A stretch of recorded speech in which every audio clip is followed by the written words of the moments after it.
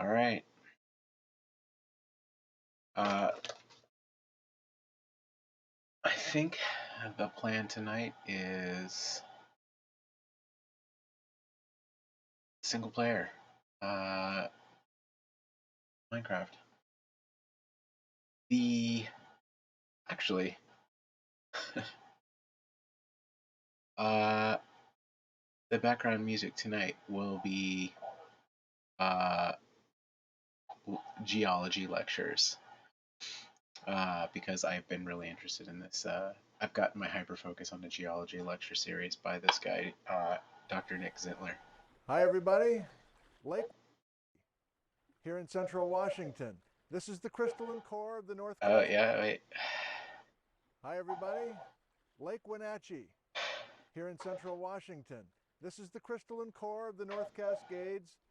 This is another bedrock geology episode. Sweet. Yes, I'm using the old field guides yet again. But now I'm north of Mount Stewart, and I want to learn about this Lake Wenatchee area. I hardly know anything. Hoping to learn some things with you today. Thanks for joining us. Let's get started. I like Nick Zentner.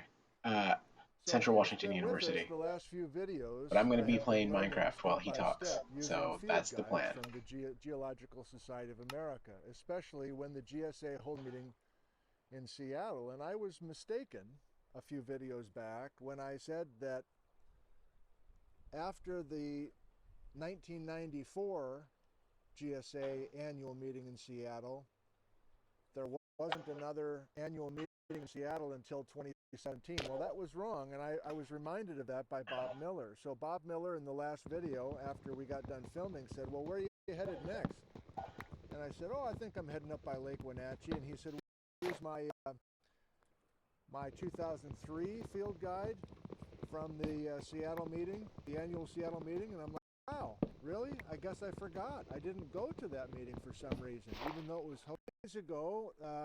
I've been given this field guide from 2003, and so we're going to follow it, as well as a few things that are in this older 1999 volume. But it's the same idea, following things. Boy, we got a little breeze this morning, so I need paperweights.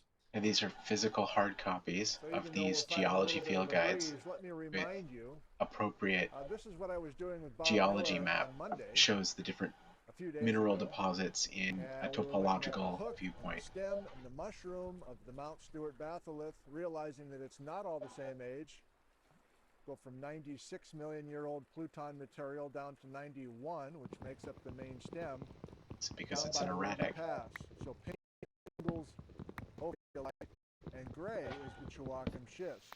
If you are unaware of exotic The dominant terrains, bedrock geology here is the you Chewacam really should schist look up that at topic Lake for Wenatchee. more information about how Let's find these another map to mineralogical show you that. deposits form and why they look blotchy and blobby. Pacific Northwest is a big crumple zone of geology, Okay, of among the terrains, kayakers on a windy which is Lake a proper Wenatchee, term, of material starting to think that that is Dirty Face formed Mountain. elsewhere If it and is, then migrated to its current that location. helps us because here's a map So, from the 1994 guide that I for like. example, this Mount Stewart Lake Wenatchee, batholith I'm on that the he is referring southeast to, which tip is of the Lake Wenatchee, granite, looking granite northwest to magma Dirty Face chamber of an Mountain. extinct volcano, actually formed in And it's like not just a Baja, mountain, it's a Mexico, Pluton. and then traveled Similar underneath in age, I the guess, Juan we de get to Fuca read. plate and Similar in age to the Mount reemerged Stewart batholith. in the northwest, And all which this is gray, quite I've fascinating. chosen gray for all this Chewacam schist Right. that the Plutons are coming up through. And I've chosen to lump the Wenatchee Ridge gneiss in with the Chewacam schist. Yeah. Bob suggested that. So the Chewacam schist is a material that was deposited from another place Dogs, we got jet skis, we got everything as it collided into the North America plate, It's just and nice that this everybody's out enjoying the natural the Mount world. Stewart batholith is penetrating through the schist and parting it, like pushing it through the land. So yellow are roads, and I'm going to leave Lake Wenatchee. I think I'm going to drive, pretty sure I'm driving up the north shore of Lake Wenatchee, and then We'll do a little bit up the Little Wenatchee River. We'll do a little bit up the White River. And ultimately, we'll see if we can get up to the 10 Peak Pluton, at least a rock outcrop of it. Which is another And magma chamber from this field another guide, which I'll tell you extinct more volcano. about, from 1994, which is not Bob Miller. We'll combine that with a 2003 Bob Miller field guide. Okay, so Lake Wenatchee. He's on a fault line, by the way. Let's get on the road, get away from people, and start looking at some details of the rock.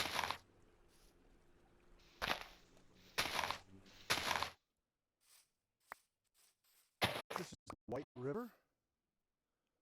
We're out of the wind. We're into the trees. Surprisingly mosquito-y here. I feel like I'm in Wisconsin, for crying out loud. I'm not far from Lake Wenatchee. And sweet. As opposed to Lake Wenatchee, which was an incredibly busy place with people everywhere. Right. It's a tourist destination. Me, myself, and I. Feels great.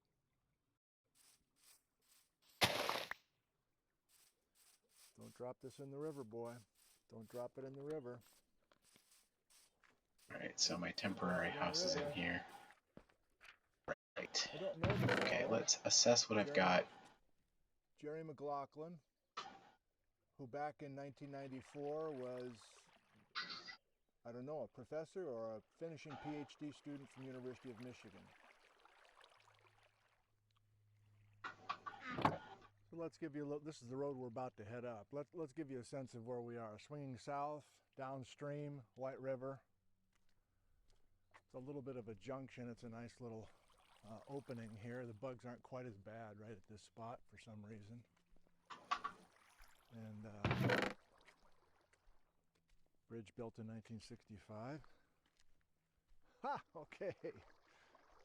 So up ahead 4 miles is Tall Timber Ranch. So I went up that road once and only once to drop off a 5th grade son and some of his friends at a 5th grade camp, Tall Timber Ranch. Ha! Totally forgot about that.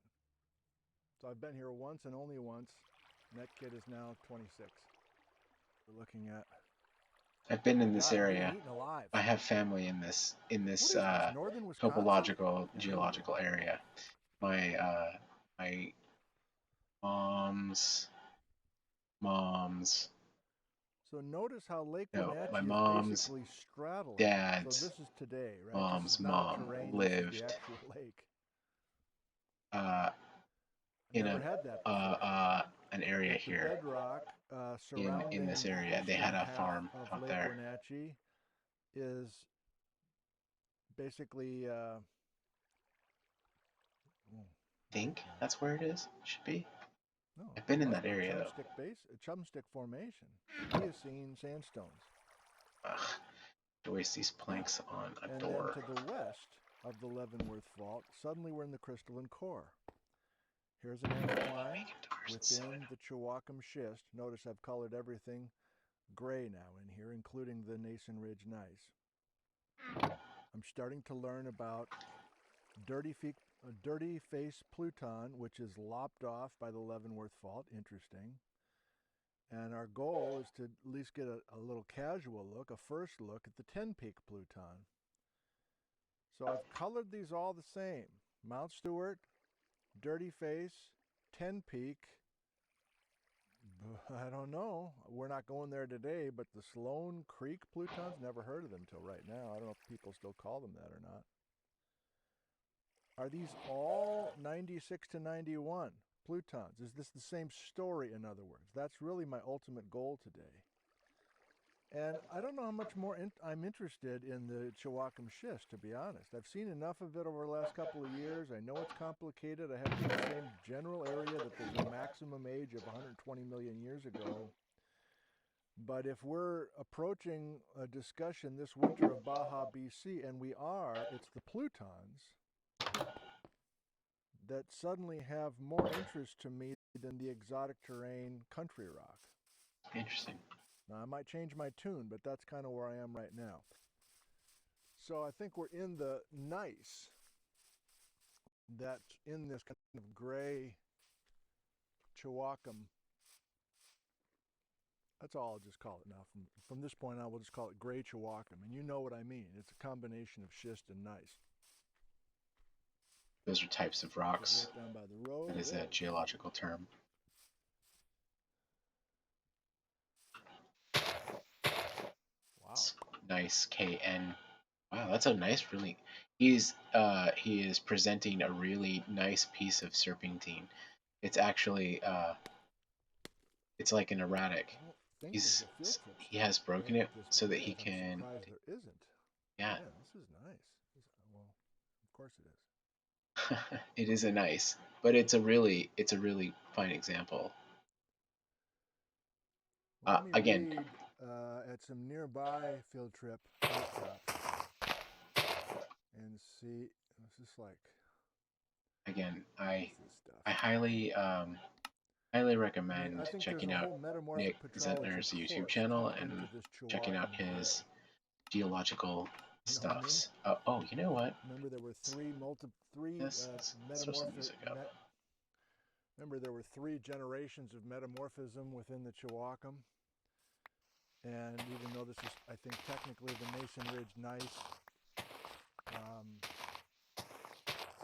same fold pattern, same general story as far as I can tell. I'm not going to scramble all the way up, sorry.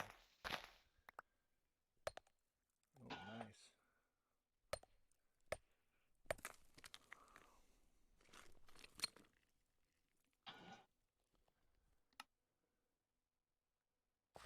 Huh.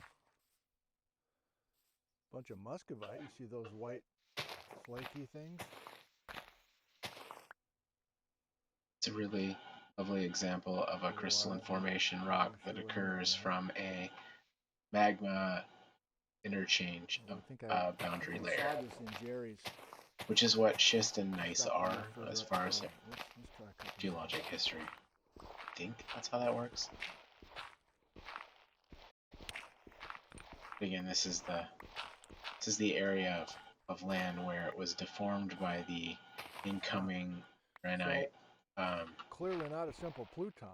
Oh. And you're like, why not? Wow, that's really complex. Like there's so much quartz and feldspar and there's some banding here. Yeah.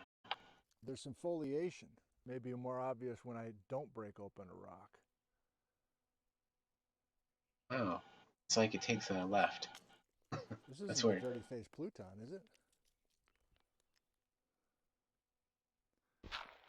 Well, we're back to that interesting, this is interesting to me now. So after learning from Bob directly and also by what he and Scott Patterson were writing 30 years ago, let me flip you around.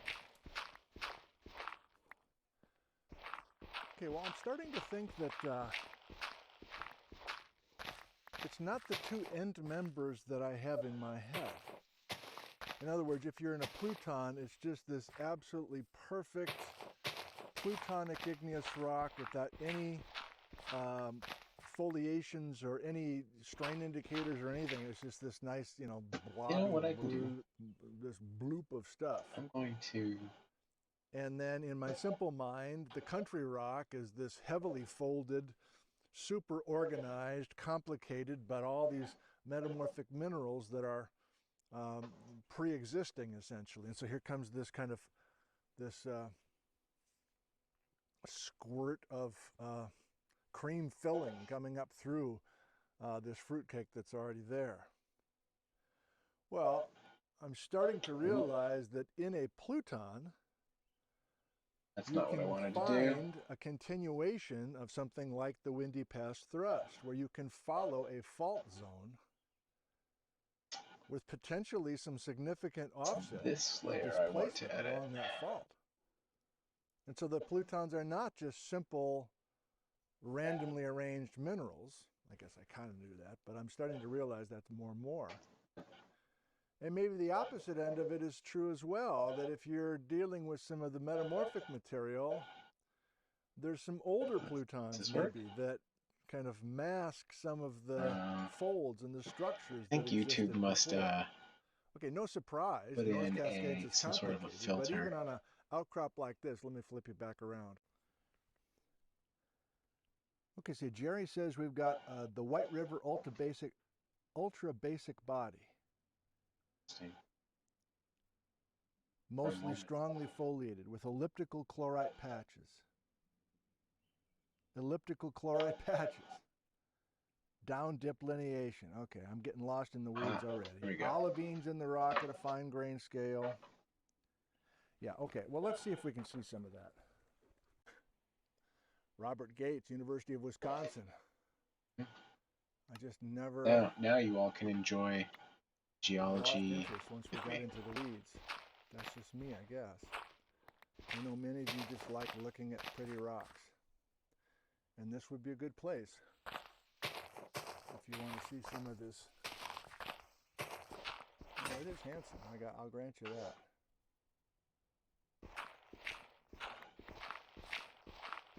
Micaceous metamorphic rocks. That's how I would lump this stuff.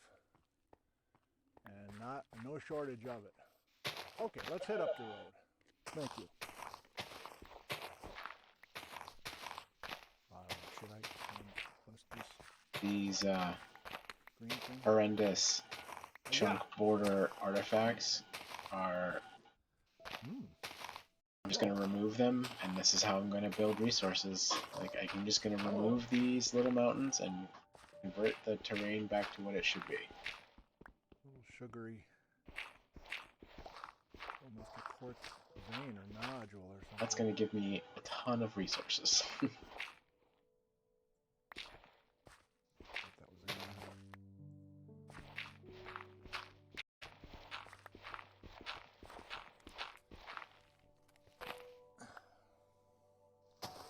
Yeah, hand samples. I might keep this one. Hand sample size, kind of a blonde, micaceous, lots of muscovite mica just flaking off of this thing. But on a larger scale, we can clearly see things are banded. Yeah, okay.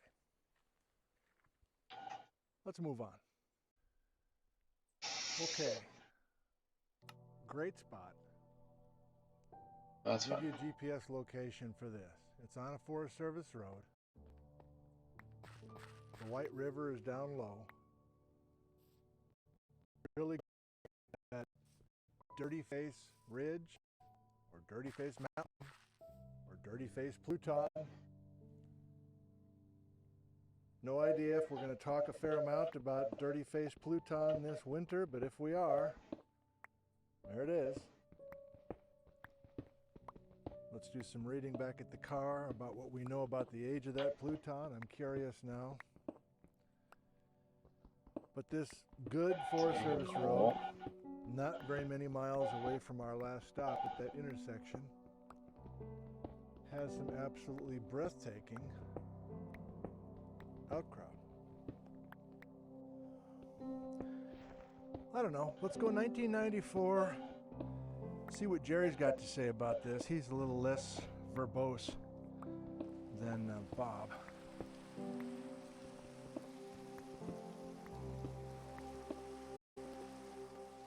Jerry McLaughlin. Variety of outcrop scale structures developed within the Chewaucan Schist and the gneiss. The regional foliation dominates, striking generally northwest or more westerly where folded and dipping steeply to the northeast. Gordon's, I don't care. Bob Miller, 2003. Same outcrop. Chewaucan Schist, Nason Ridge, Migmatitic Gneiss, Contact, and overview of Dirty Face and Ten Peak Plutons. Oh, I don't know. Oh, maybe that peak is Ten Peak. That's cool. Complex folding, shearing in the schist and gneiss. Fabric. Orthogneiss, meaning gneiss that used to be granites, basically. Okay? Let's keep it going. Parasitic folds, major folds, Boudins, He's referring to McLaughlin's 1994. Okay, at least 20 years ago, they're confused. Bob's confused about the structural setting, the significance. White River Shear Zone. Okay, that's the first time we've dealt with that. I need to learn more about it. The White River Shear Zone's not far away. Okay, I might back off of this, but right now, when I see the phrase shear zone, like the White River Shear Zone, which is right over there, I think strike slip fault. For instance, most famous strike slip fault in the world, probably San Andreas Fault in California.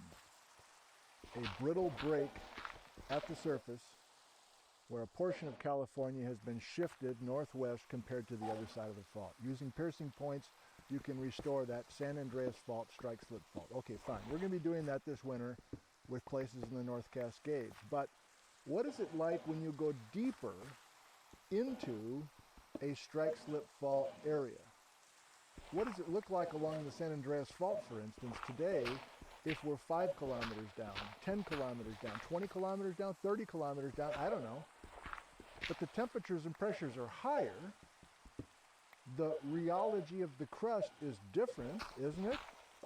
It's not cold and brittle, it's warm and kind of ductile, but it's still shearing. In other words, it's still being moved by the strike slip fault, but it looks different. The deformation in the crust, maybe it's mushier.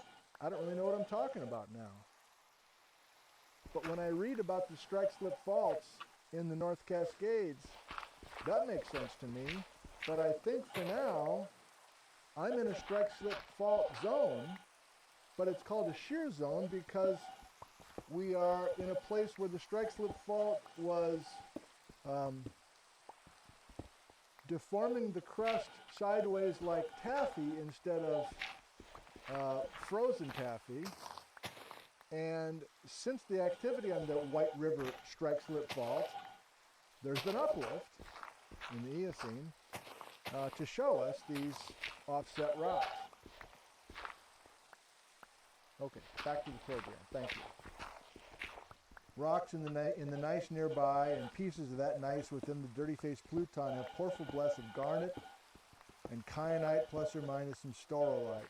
Thermobarometric results, I don't know what I'm talking about now, for these rocks are some of the highest pressures, up to 9 kilobars, determined in the Chewachem schist. Garnet growth was near isobaric, beginning at 545 degrees centigrade and 7.1 kilobars of pressure. No data directly constrain the timing of this metamorphism. Oh, really? We don't know when the metamorphism happened, but it's assumed to be younger than the Mount Stewart Pluton and correlating with some sort of 88 to 86 million year old. Let me flip you around again. So that's a little bit of a struggle right now. I don't know how important it's going to be for Baja, BC this winter, but there's so much. Well, I'll get some help from Stacia Gordon and Bob Miller again in early August. But I'm going to be asking essentially, what's the story behind this metamorphism? I mean, we have metamorphic rocks all through the crystalline core. Fine. We have high temperatures, high pressures. We know certain depths. Okay, fine. But I think from my point of view, and I don't know if it matters that much, but from my point of view, like,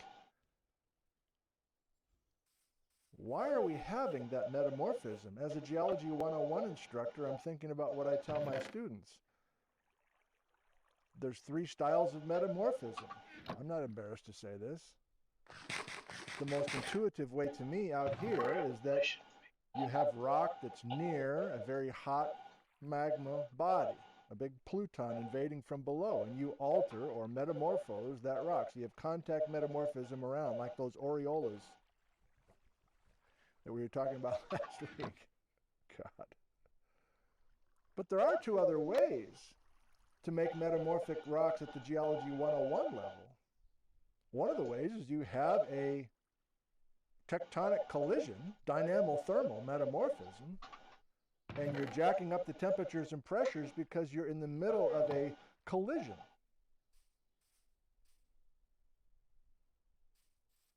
Do you remember last winter? Talking about the insular superterrane? Rangellia and friends? A major collision with this thing out in the water roughly 100 million years ago? Are the metamorphic rocks that I'm looking at right now, right across the road, a direct result of colliding with Rangellia and friends? We're using the gravel. The third way is you do burial metamorphism, but that seems too passive a process for this scene. So just think out loud right now. When I look at all these metamorphic rocks this summer in the high Cascades, the North Cascades, I guess I'm constantly going to be a pain about it and asking you and asking Stacia Gordon and Bob Miller, can we tell if the metamorphic activity here is from a result of the Plutons invading or from a regional collisional thing? Right. Never thought about that till right now. I kind of like it. We'll see if I like it later on. All right, let's go look at some rocks across the road. Thank you.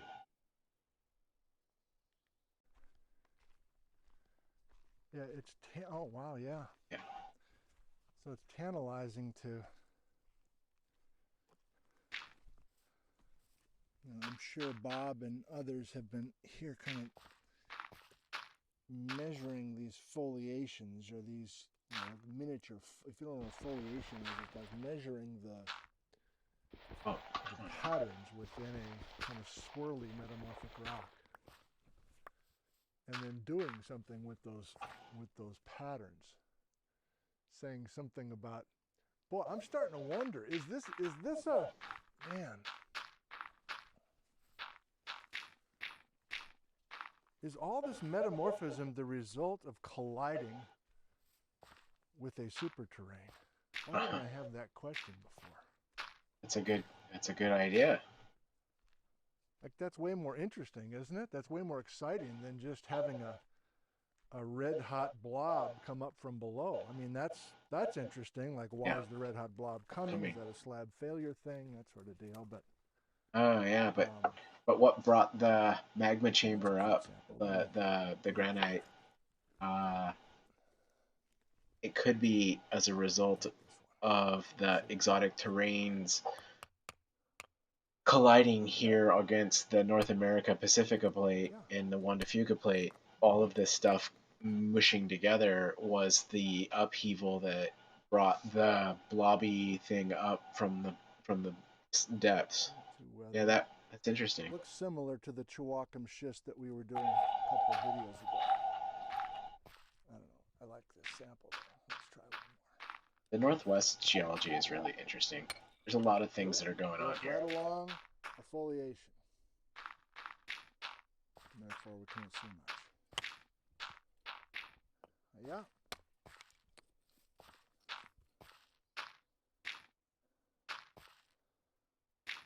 Yeah, this is more typical, even in that septum over on the other side of Stevens Pass where the bigger crystals were. I don't see huge crystals, by the way, here, do you? You're like, magnify me, maybe I can.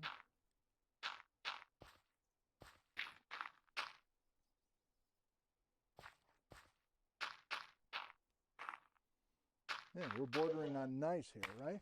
Metamorphic gneiss as opposed to schist, but I don't think I care. I think it's the same story. What was I going to do? Yeah, I guess I was just going to remind you that, okay, well, down at this other side of this outcrop, so without knowing much about metamorphic rocks, I'm kind of thinking that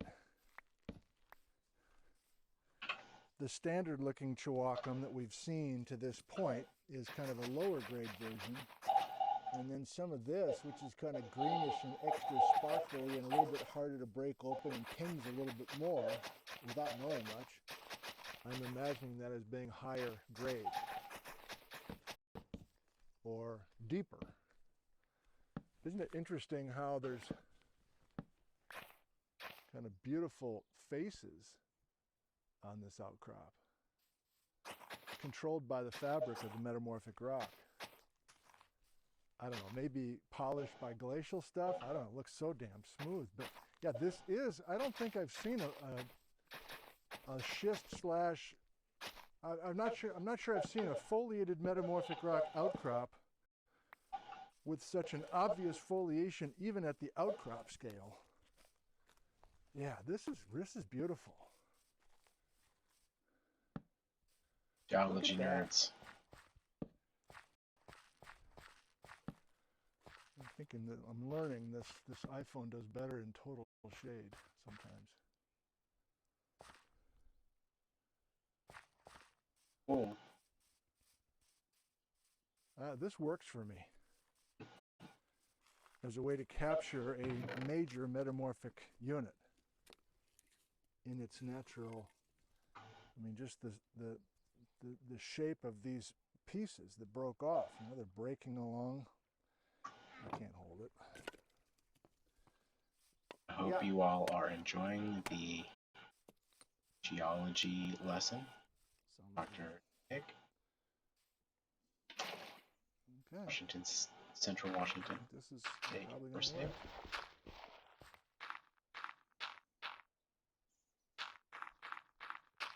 Chewacum schist. From this point forward, if you see that gray, colored pencil gray on my maps that I'm going to continue to work with and hold up to the camera this winter, this is the stuff I'm talking about. Some of it's truer to a schist, some of it's truer to a gneiss, but it's this kind of well-foliated, banded stuff. Oh no. Chewacum, quote-unquote, gray. I didn't know that was possible, what just happened there. Chewacum gray, in other words, Chewacum schist slash gneiss. And then we cross the White River. I think you're looking like southeast or maybe straight east.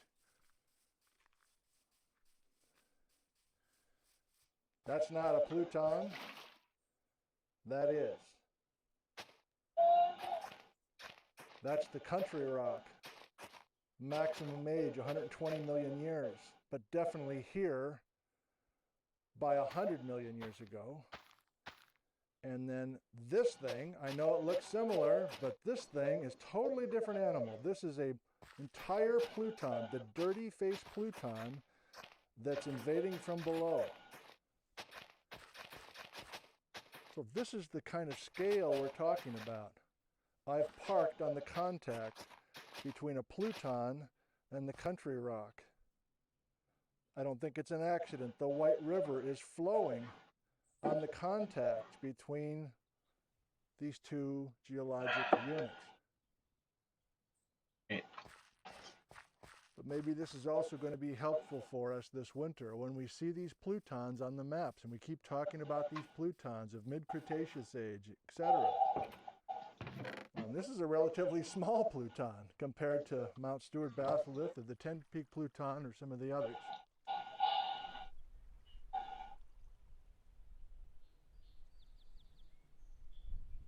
It's only two.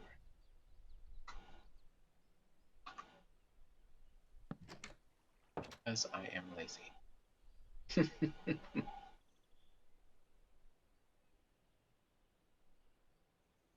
Let's see.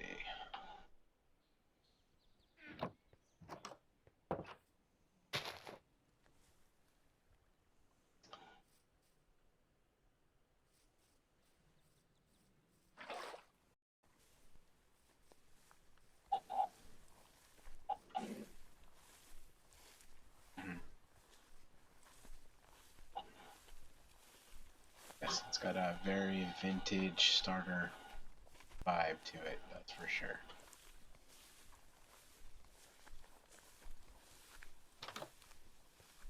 I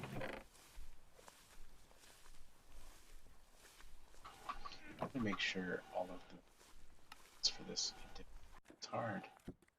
I'm no longer using Jerry's guide, but I'm using Bob Miller, but we're along this, doesn't matter, we're along the same road. So we've passed Dirty Face Pluton and we're approaching this area here.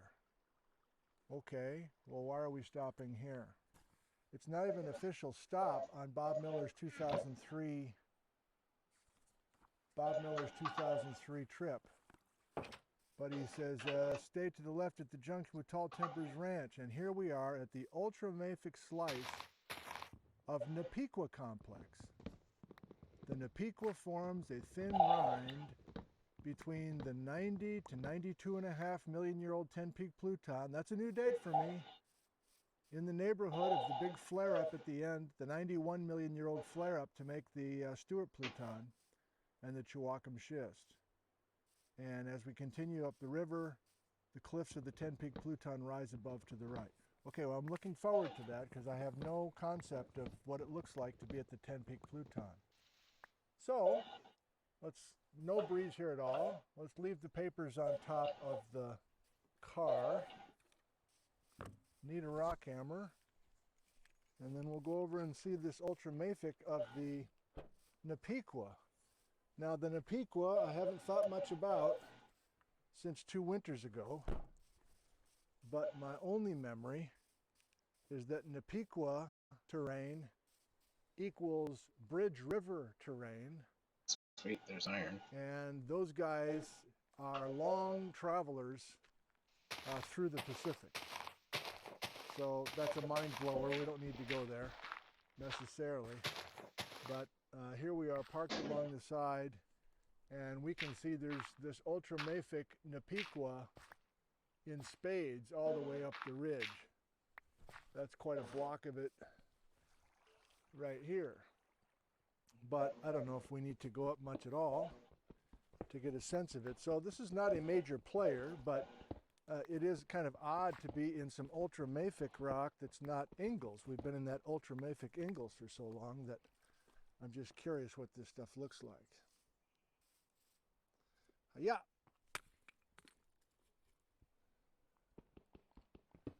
Sparkly.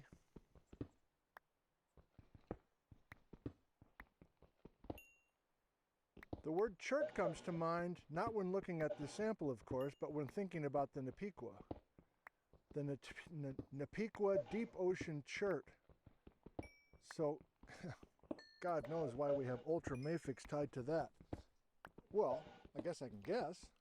Just like the Ingalls, maybe this is part of the ocean floor itself, and the Napiqua chert is the stuff sitting on the ocean floor.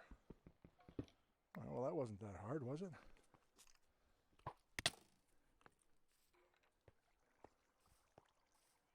All right, well, I'm going to get disinterested momentarily. I mean, this ultramafic stuff is fun when you think of it being ocean floor. But other than that, what's there to look at, really?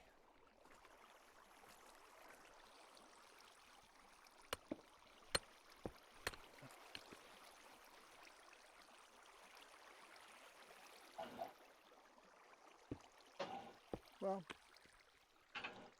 we were at some Napiqua today. That's interesting. The only other time I was at Napiqua terrain was driving up the I might Aniak try and Road, maintain that as a waterfall, which I suppose I'll be doing next week as a as I standalone start dealing with object. the Chelan block. Well, that's another point.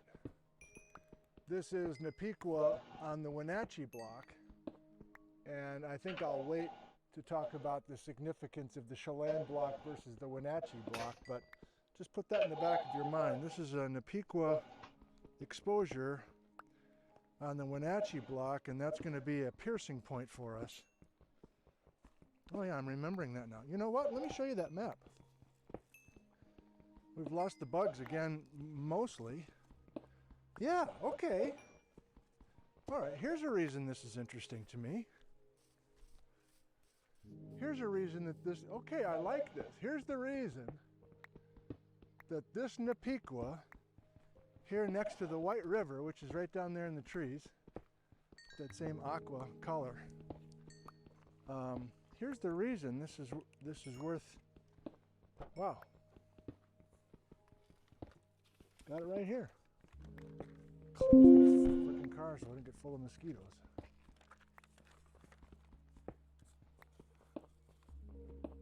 I don't know if I'll stick with this coloring scheme. No.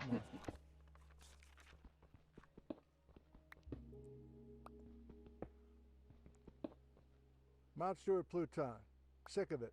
Chihuahua schist. Dealing with it today.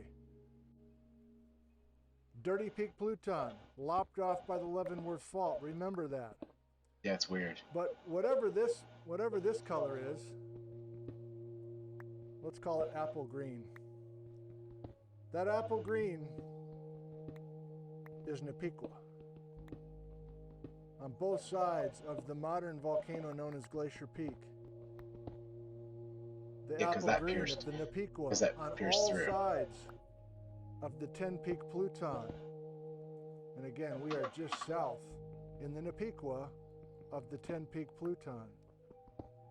The reason this is exciting is that on the other side of the Eniat Fault, there's a bunch more Napiqua. The continuation. Columbia River's over here. Wenatchee's down here.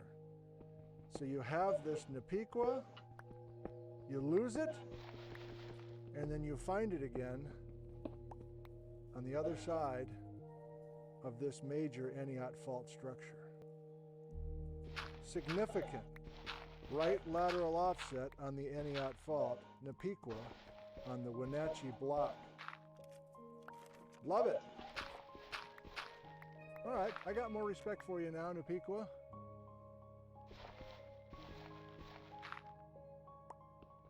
Onward.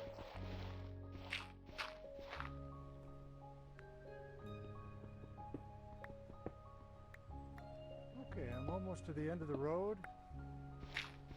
Really enjoying following this field guide. This is a place called White River Falls Campground. My God, there's the falls of the White River.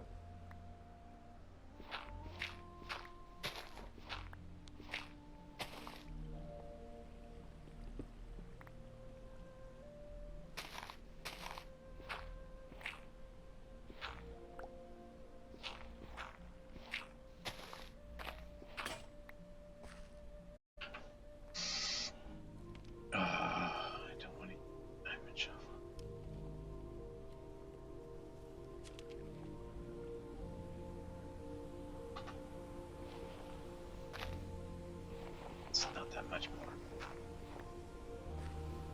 Punch the dirt. White River Falls.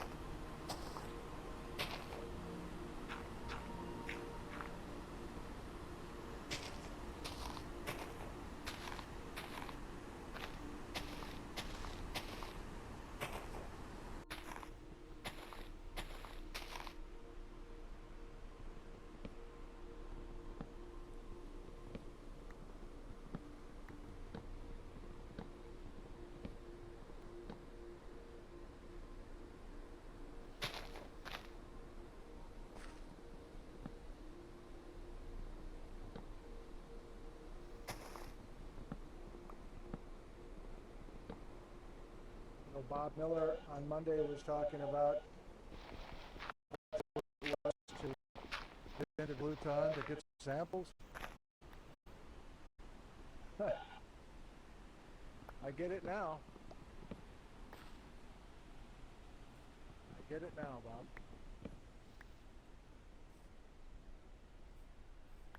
Okay.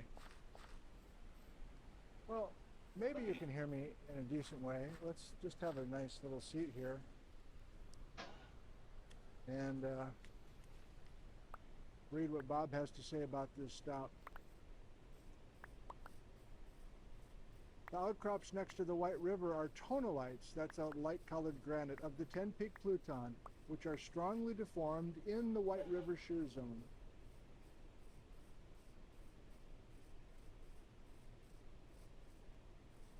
I don't think I'm going to be able to find, I don't know what sea surfaces are.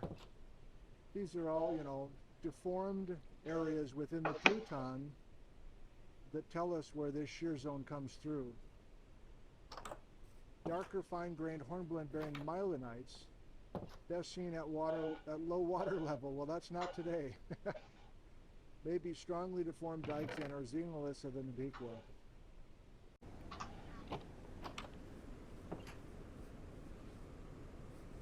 Ten-Peak Pluton.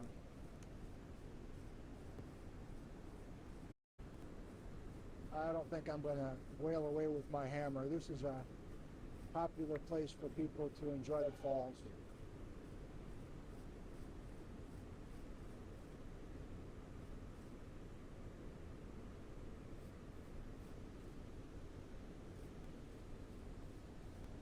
Well, I don't know. Maybe can I get creative here?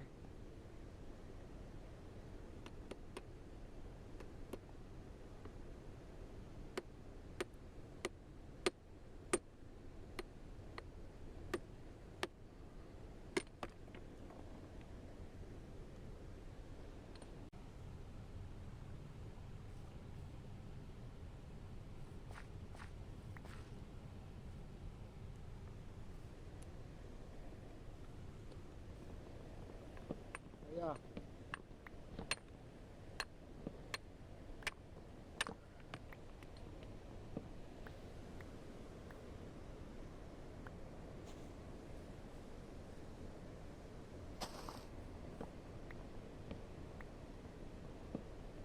Well, there we go.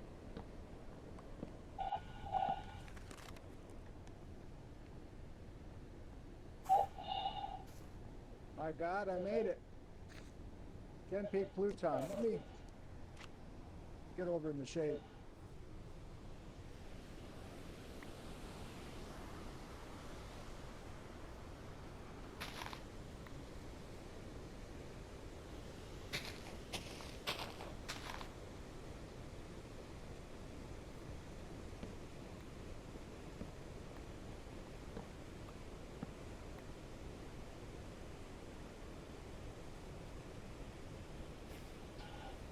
Ten-Peak Pluton right here at White River Falls. I'm gonna hang on to this one.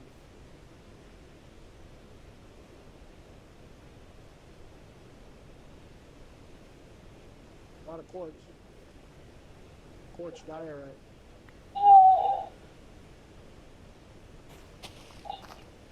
I don't see the foliation they're talking about right here, but maybe I just happened to grab a piece.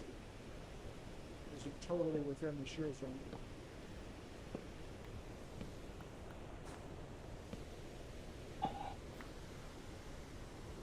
Excellent. Success.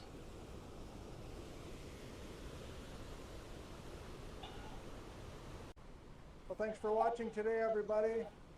We drove today from Lake Wenatchee at the start of this video up here to White River Falls. Yes. And these are places that you can get to with an easy vehicle. You don't need a special rig to get up to these spots.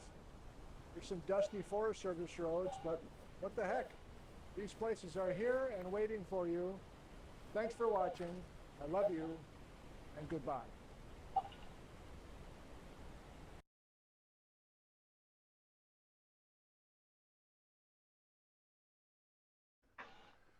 Hi, everybody. Let's start thinking about Baja, BC. I think some of you remember that this coming winter, starting in mid-November of 2022, we'll have a brand new series of 26 live streams.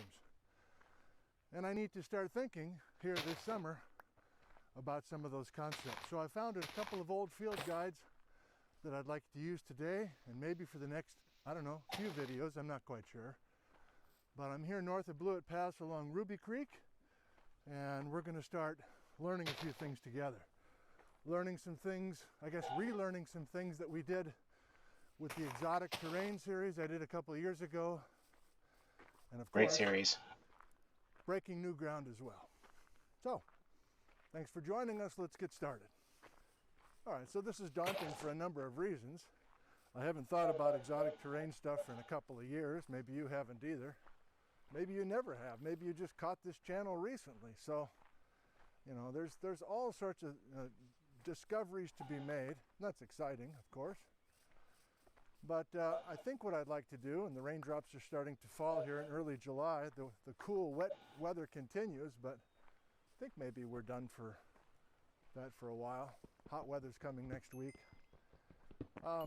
Let's try to make sense of a couple of outcrops here, and we have help, of course. We have help in the form of from last year. Some field guides. So I've got a few things laid out here before it gets too wet. Let me record this. Let's see, how are we going to do this? So this is the guide I'm going to use, at least today and maybe beyond that. Bob Bentley just passed away. Robert D. Bentley was longtime geology professor here at CWU, so I've inherited much of his material. So here's to you, Bob. And this is a collection of field guides from a Geological Society of America national meeting that was held in Seattle, Washington in late October of 1994. Now, I was in Ellensburg at that time, but I was not on this trip. I was new to Washington. I had 2 young kids at the time. I barely got over to operate some of the slide projectors, I remember, at that GSA meeting. So I was in the dark with much of this detail, but we're going to use this guidebook. And since 1994, there has not been an annual geology meeting of the GSA in Seattle, except for 2017. And this is the meeting, the annual meeting that I got reinvigorated, maybe vigorated instead of revigorated, about Baja, BC. And we will be using this field guide at some point, off and on this summer as well. But it's really this older, what is that, almost 30-year-old field guide that I'd like to use today. And I did some reading last night. Forgot I even had this thing. And we're going to be using a field trip, beautifully done, field trip guide by, no, now we're not using that one, this one. I'm sure that one was good too, Ralph. Scott Patterson, Bob Miller, you've heard of Bob, Lawford Anderson, Steve Lund, etc. Okay, emplacement and evolution of the Mount Stewart batholith. So if I am doing Baja, BC this winter, and I am, I think we need to start with Mount Stewart batholith, right? That's the whole trigger for me to be interested in this stuff to begin with. So not only is there a bunch of great up-to-date information from 1994, including paleomagnetism, there is these field stops. And we are at stop 1.2, so day 1, stop 2, low-grade Ingalls Complex and Mount Stewart uplift. And I'll be using that in just a second. Yeah, the raindrops continue to fall, so I think I need to get these papers away. So just to orient you, this morning I left Ellensburg, drove north on 97, up and over Blewett, and we're going to look at some of this purple of the Ingalls ophiolite, or the Ingalls serpentinite. The pink is Mount Stewart. This stuff is either sandstones of the Chumstick or sandstones of the Swak. And that's a too young situation for us if we're going to start thinking about Baja, BC. So the colors that I stumbled upon 2 years ago when doing an exotic terrain series, green for the Ingalls, gray for the Chewaucan, and pink for the Mount Stewart Pluton, or the Mount Stewart batholith. And we are just off the edge here. We're just in some of the green, next door to some of the Swak/Chumstick, which is too young for our focus, and we're not in the batholith today.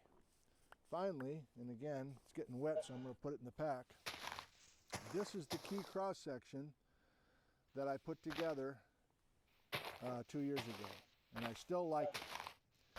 Green Ingalls sitting on top of a thrust fault known as the Windy Pass Thrust Fault. Below the Windy Pass Thrust is the Chewaucom Schist. Below the Chewaucom Schist is the Nason Ridge schist, I guess. Maybe gneiss. I guess it's gneiss. And the Mount Stuart batholith, MSB, or the Mount Stuart Pluton, is the pink that is invading everything. So the numbers might be different as I continue to read and dust off my concepts of this stuff, but this is the relationship we will be thinking about a lot today. And I think if the rain holds off, I want to visit the pink, I want to visit the green, and I want to visit the gray. Right now, we're going to look at a little bit of the green. So we're going to look here before we get back in the car at the low-grade Ingalls complex, meaning the part of the Ingalls metamorphic rocks that have not been metamorphosed a whole lot. Low grade means lower temperatures and lower pressures. And we're going to see some of these rocks in just a second. It's complicated. There's blocks of massive ultramafic rock, gabbro, diabase, basalt, basinal sedimentary rock, sheared serpentinite matrix. It's a serpentinite melange, probably formed in an oceanic fracture zone. Deformation is brittle, and static ocean floor type metamorphism is characteristic of these rocks of the complex. Okay, so I don't know if I want to bust up there necessarily. Do I? I should. I should. Let's give you a sense of the Ingalls in outcrop form. Nice to be back out here with you. Hope everything's going well for you wherever you are in the world.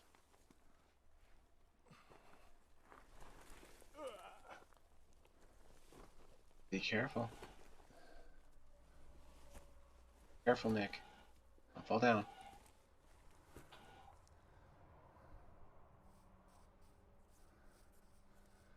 Chaotic, wouldn't you say? Yes. My mind gets paralyzed pretty easily when reading about the Ingalls. There's all these minerals I don't understand, barely even heard of. Hats off to folks who know how to, Jamie McDonald and Bob Miller and many others who know how to pull out all sorts of details in this impossibly complicated collection of deep ocean rocks. I mean, I'm not even that motivated to scramble around on this outcrop because it's too confusing for a guy like me. Like with all this stuff, on a bedrock scale and a local outcrop scale, I don't typically get that excited.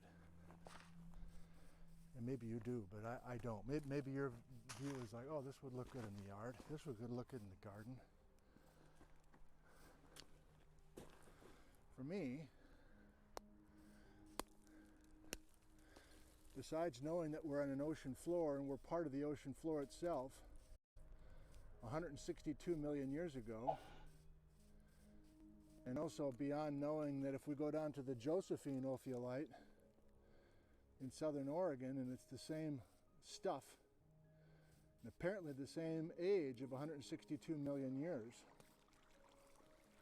Beyond that, don't really know how to get excited about this Ingalls, but if I do hook up with Bob Miller next week, I'm sure he's up to the challenge to get me excited.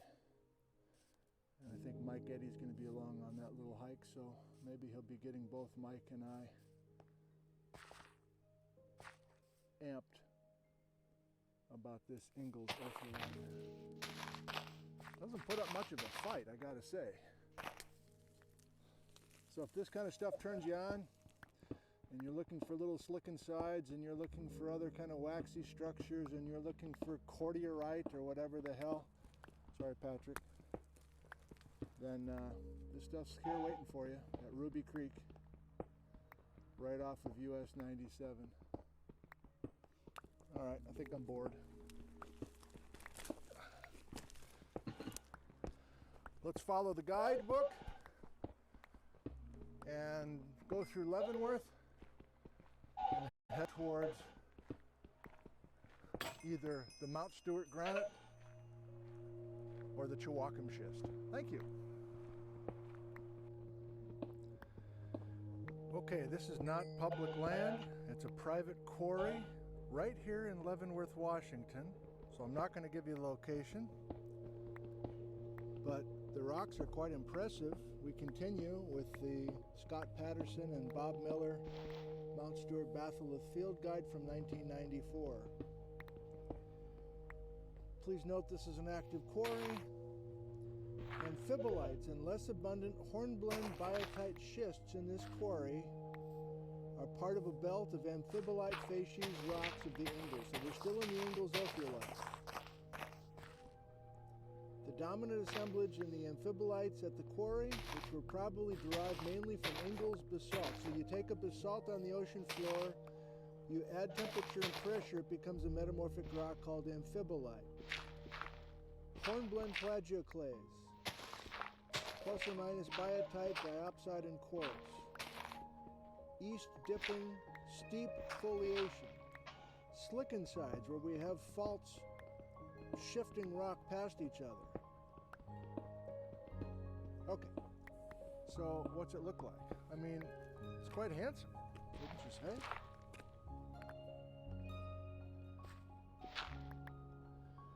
So we were looking at low-grade Ingalls at the first stop, meaning basalt on the ocean floor that was exposed to moderate amounts of temperature and pressure. Now this is the result of taking that same ocean floor but adding considerably more temperature and pressure to create a high-grade metamorphic rock.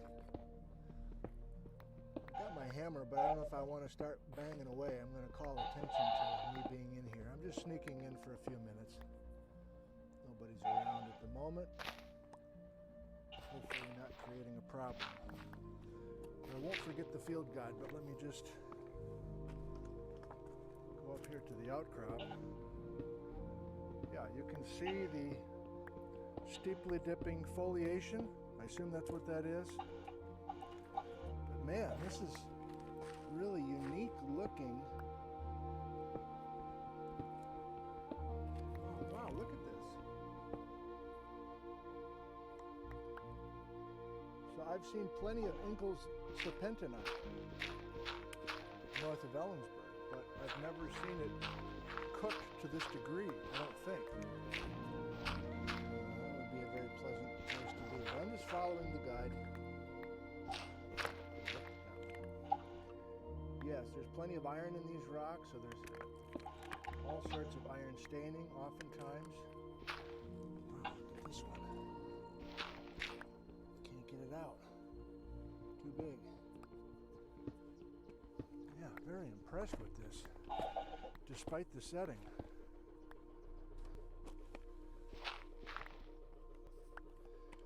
All right, I think I gotta bang a couple of, just to give you a sense of how delicate this stuff might be versus how compact it is. Try this stuff right here.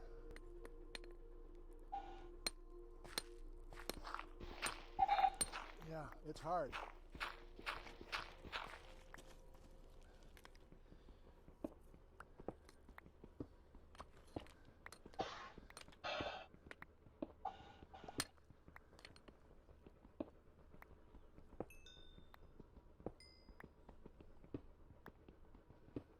I'd read you more of the verbiage in the field guide, but I don't know if I would understand it.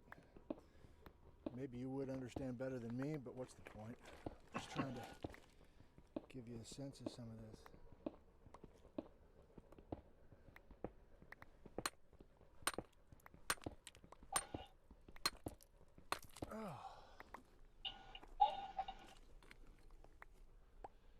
I think he needs a stone pickaxe.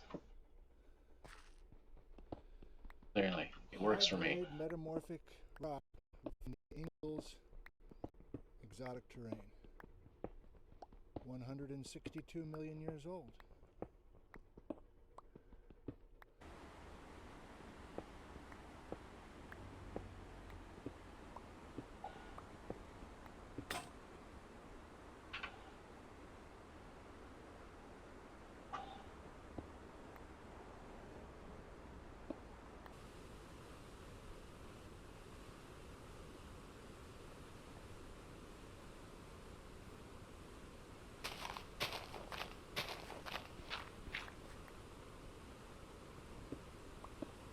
Slowly but surely, using this stupid hill.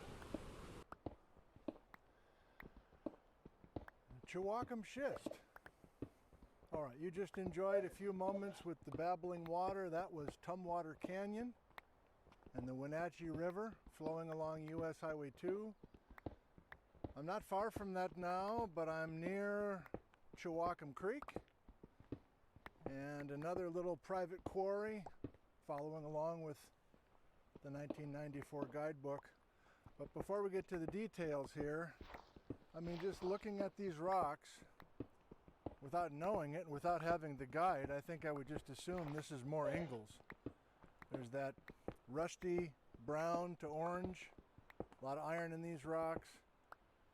I think I could talk myself into kind of a greenish look, so, you know, if I was brought here and told I was near Leavenworth, I would assume we're in Ingalls, but we are not. We are in the Chewacum schist. So let's go back to my handouts first of all to remind ourselves of the positioning in a cross-section and on a map, and then we can walk up on the outcrop and look a little bit more carefully. So here's what I showed you at the first stop, reminding you what the plan is. We are looking today at the Ingalls ophiolite. We just looked at that in two different spots. We are now in the gray, the Chewacum schist. And you'll notice I've got there's a zombie black issues. line with a bunch of black triangles on it. That's the Windy Pass thrust fault. And invading both the Chewacum schist and the Ingalls and the Windy Pass thrust is these blotches of pink. That's the Mount Stewart Have to Pluton. do it. So we are now right in this gray, just to the northwest of the Windy Pass thrust. So, you know, I've looked at these maps off and on over the years, didn't quite click with me until I drew this for myself. So here's a reminder that I'm drawing a cross section through this area, basically slicing into the earth and taking a peek underground. And cartoonishly, Ingalls is the hanging wall of the thrust fault. The Chewacum schist, which we're in now, is the footwall of the Windy Pass thrust. And then eating up through everything, 93 million years ago, is the Mount Stewart Pluton. Why is this important? Well, I can't hold it, I gotta say it. Remember, it's this pink that is the absolute centerpiece of Baja, BC.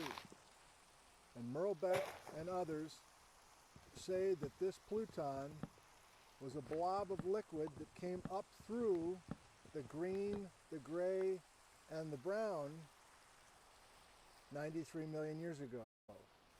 But where did Merle say the blob came up? Down in Mexico. And if this is Mexico, then that means these guys were in Mexico as well, right? Because we have the age of crystallization and the paleomagnetic details in the pink granite. It's not pink in real life, but it's pink on this. This is where we start our discussion of Baja, BC, and it is where we start the discussion 50 years ago, exactly 50 years ago, 1972, is the first Baja, BC paper. So yeah, there's all these other Plutons up in the North Cascades, and Stacia Gordon and Bob Miller and Mike Eddy and all the different generations of magnetic flare-ups. I'm starting with the part of the crystalline core that is closest to Ellensburg. But I did find this from a couple of years ago. I barely remember what I was talking about, but this Chewacum schist, which we're about to look at in hand sample, has multiple folding events. These age windows, certain minerals that are showing up at certain temperatures and pressures. And yes, that says garnets, kyanite, staurolite, I don't know, andalusite, I don't know. For all I know, I'm going to show you some rocks and they'll have some of those crystals within them and I won't even know the difference. You probably know more than I do. Okay, that's to whet your appetite for what, to me, it looks like, I don't know, I'm just showing my preference now. I'm not that excited at the moment. But let's go up over there at some outcrop and a little bit of float, see if we can't bang open a few rocks. Thank you. Okay, there's so much iron staining, so much brown, that I don't know if we're going to get a good, easy look in outcrop at this Chewacam schist. But I guess my plan is to just stop and bang on a few things that look like they're not nearly as weathered as others.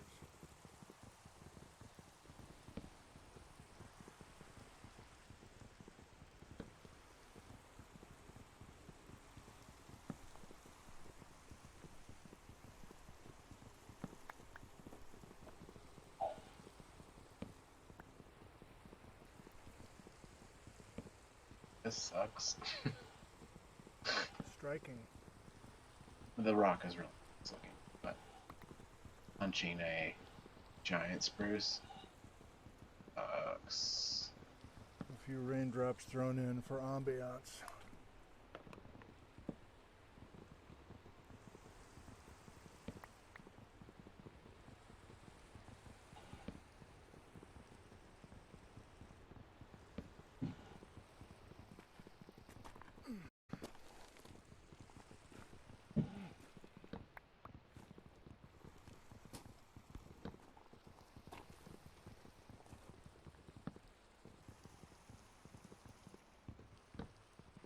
Yeah, some obvious quartz veins and other things that don't look Inglesy, so I guess that would have, if I didn't have this field guide, I suppose that would have started to cause me to doubt whether this was Ingalls or not. Again, it is not.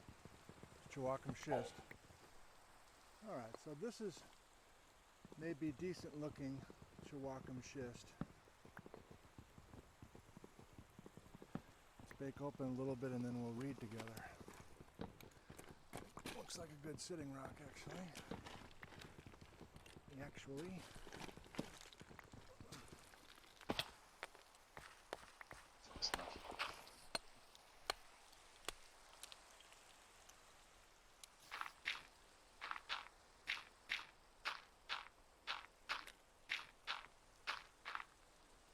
I don't know, what am I looking at? Am I supposed to get excited here?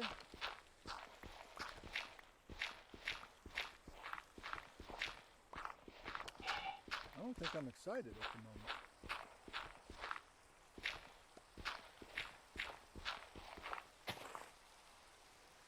Now, a couple summers ago, I was in the icicle drainage. I'm not sure if I'll head there this afternoon. And that was a spot where there were some garnets visible. I don't see any garnets right here. Let's read. Oh, I just took a seat without wanting to. That was fun. All right. I underlined a few things. Let's grab a few items here. Very helpful.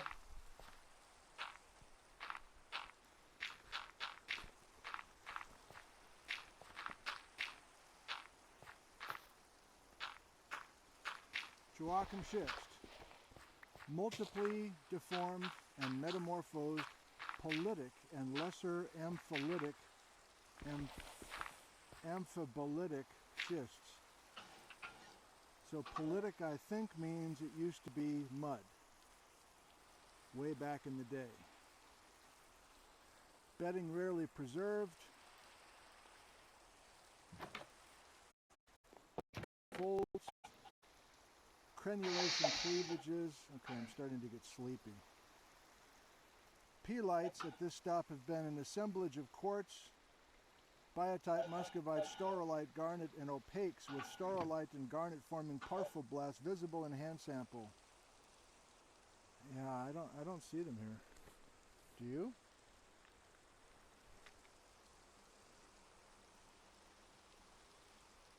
Oh, maybe I do. Are those garnets?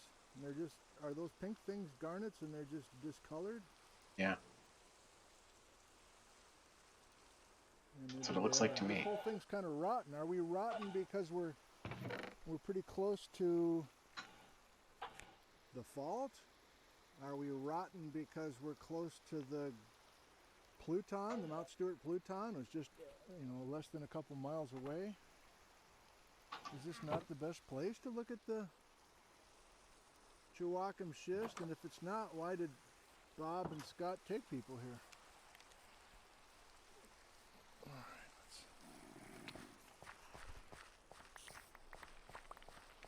I mean, there's a lot of exposure, that's for sure, but I don't know if I'm seeing anything that really excites me.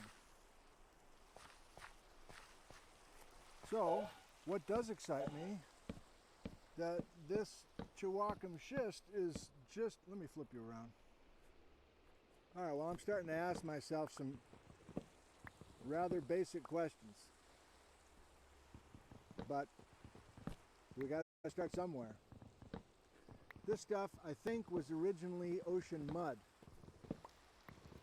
And when and where did it convert it to metamorphic rock?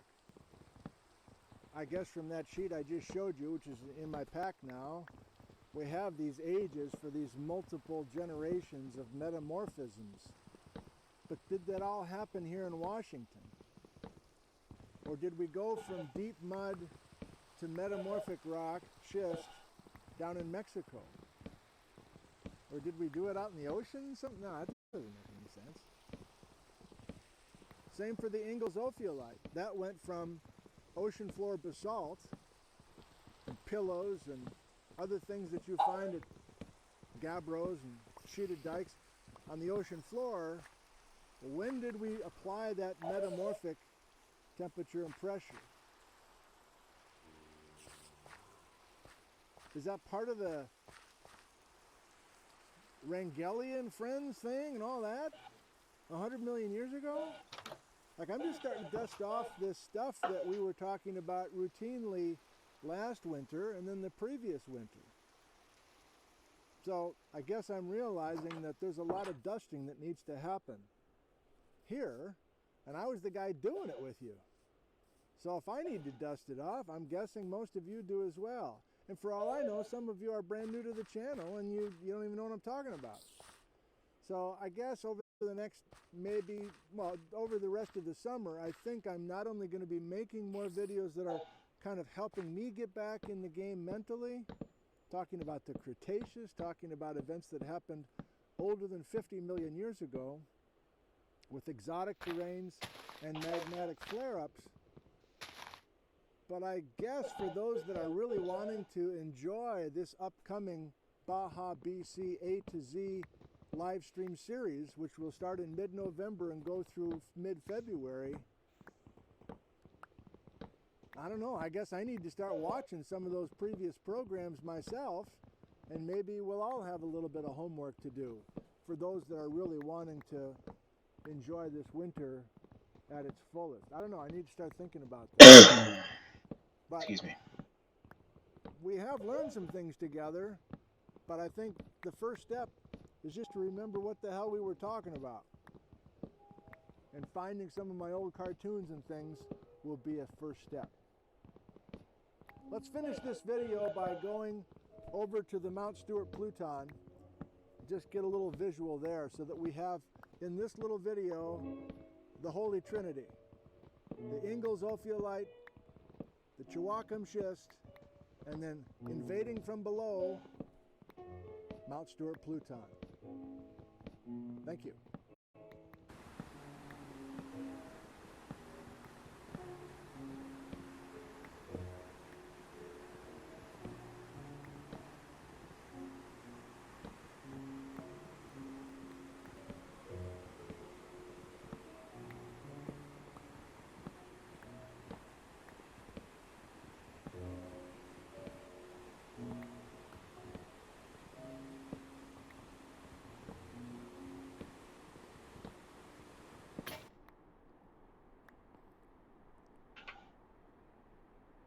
here in the Stewart Range, near the trailhead up to Kolchak Lake and the enchantments, still following the 1994 field guide.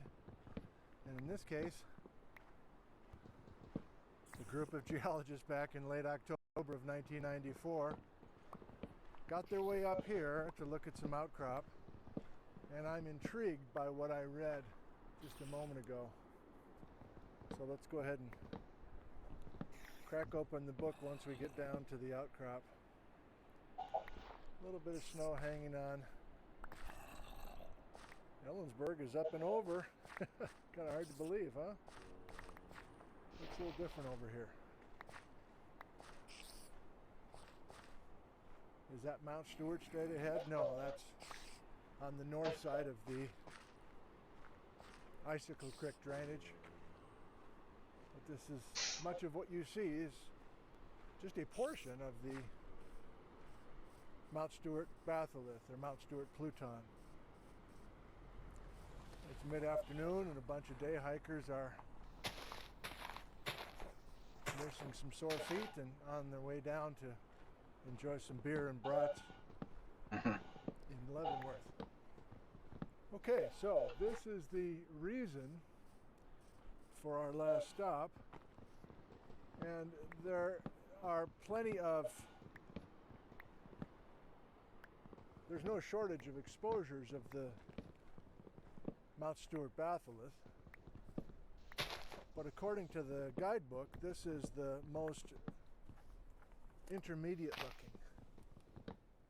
In other words, this is quite representative of Stewart pluton.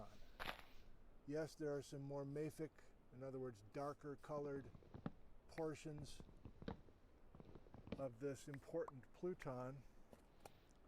It's a nice little hand sample right there. Very nice. So I think we want to visualize this when we talk about the Stewart pluton, and boy oh boy are we going to talk about the Stewart pluton this winter. If it's not clear to you now, I'll leave that one for you right here. If it's not clear to you now, I hope it will be clear to you by February of 2023, when we're done with the Baja BC A to Z series, why the Stewart pluton, the Mount Stewart batholith, is the centerpiece of it all. So let's get the hammer out, let's get the field guide out, and see if we can see what Miller and Patterson were talking about here on this Forest Service road.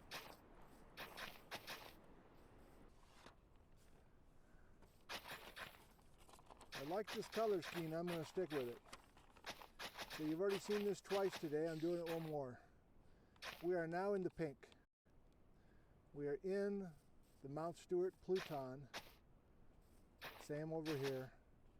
There's the big hook of this. This heads all the way up to Stevens Pass, this pluton of liquid magma that ate its way up through. And to remind you of what that looks like in cross-section,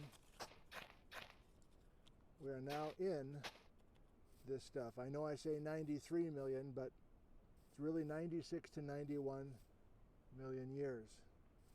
And there's a lot of it.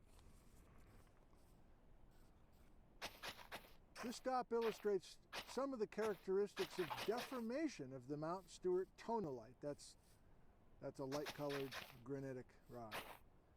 During the transition from near solidus to subsolidus conditions, we are in an intermediate zone between typical Mount Stewart granitoids, characterized by relatively weak, steep magmatic foliation. The strong magmatic foliation, defined by biotite hornblende and plagioclase, is weakly overprinted by a parallel high-temperature subsolidus foliation. Okay, so the idea right off the bat is that there's been careful study. Come on, Gizmo.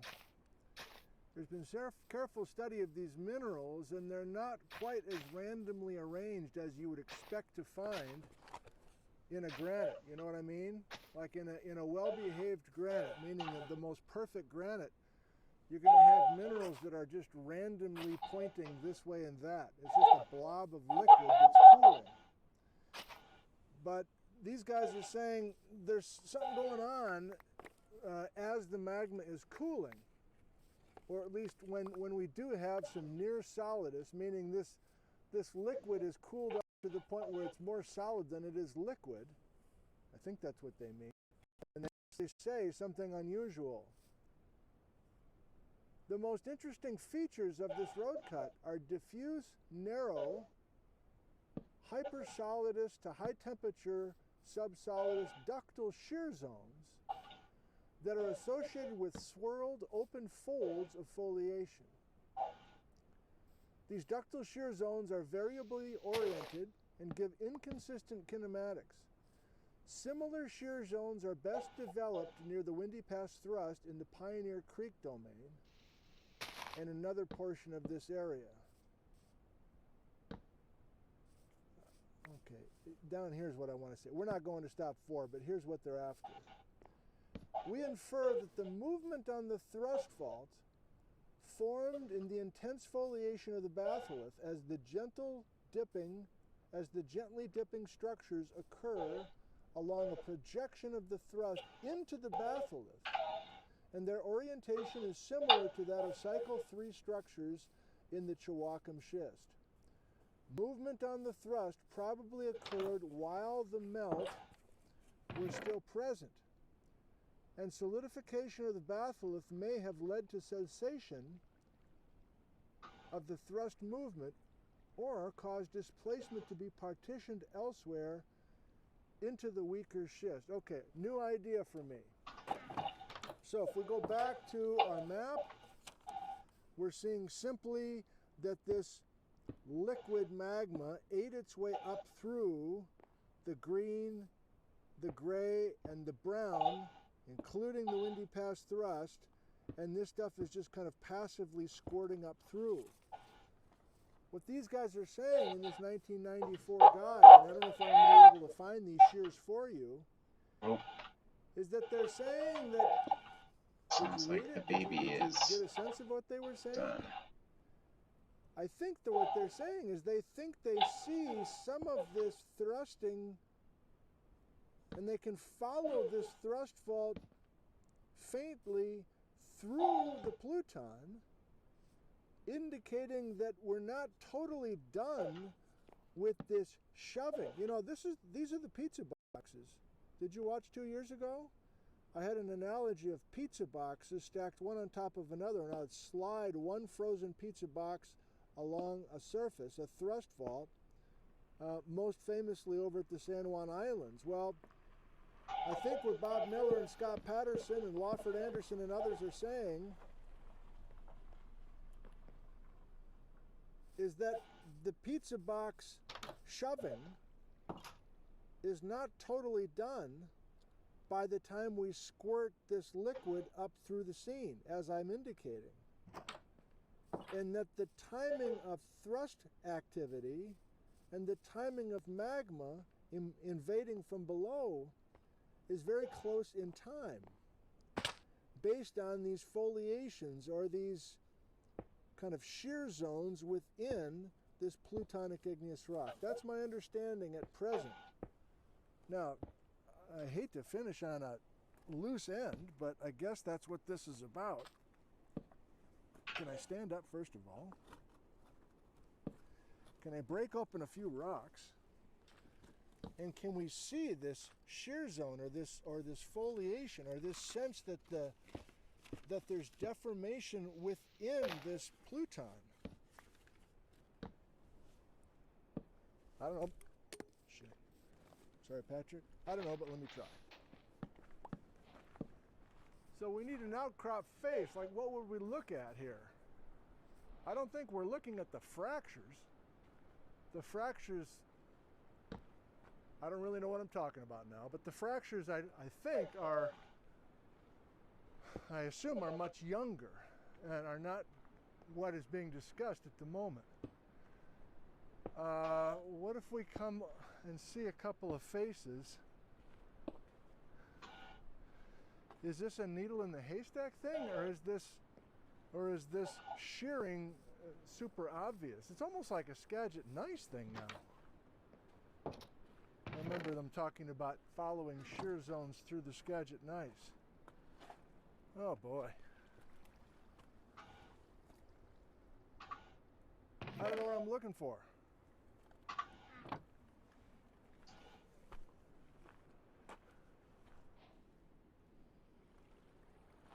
I don't know how to See if find we like those this or sheared not. structures within this batholith. But the field trip and the geologist stopped at this very spot to observe and then to discuss this shearing. Do you see it? I don't see it. I really don't think it's the fractures themselves. I think it's the patterns of the minerals. Oh, maybe something like this. Oh, this is more of an inclusion than anything. Okay, I'm just guessing that what they're meaning is that the orientation of these black minerals is not totally random. So I think this is significant.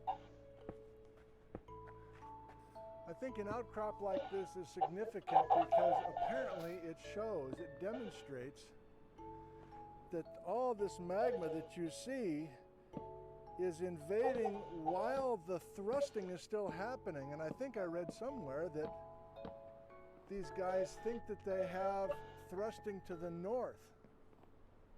Now we're going back, almost 100 million years ago, so it's probably difficult to be super confident that you know which direction north is. And who says we can't rotate everything a bunch? But regardless of the direction of movement, like cardinal direction of movement, I guess we're seeing a fabric in this pluton that indicates that there's been deformation within this while the thrust faulting is going on, or at least late in the game. Kind of interesting. I should bang a couple rocks open here. Yeah.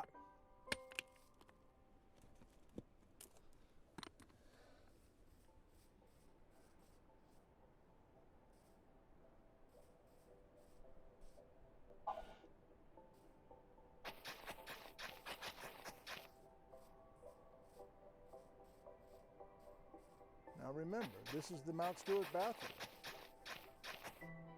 So some of these minerals are magnetic, and it's those magnetites that have been carefully studied to indicate the paleolatitude of this magma when it was crystallized underground. While the thrusting is happening, I don't want to hurt this one. I think I want to take this one home. I'm not going to leave that one for you. I'm going to take it home. I like it. And I might be able to, if I'm helped by Bob Miller next week, I might be able to show this winter by holding this up to the camera and showing the sense of motion. Still not super confident I know what I'm talking about.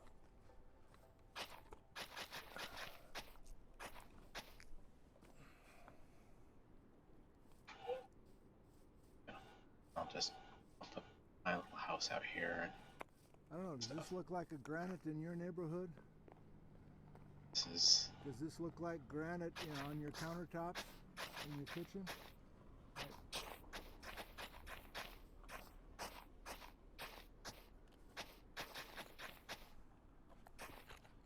see one up here that catches my eye. That looks like it's a little bit more quartz rich than others.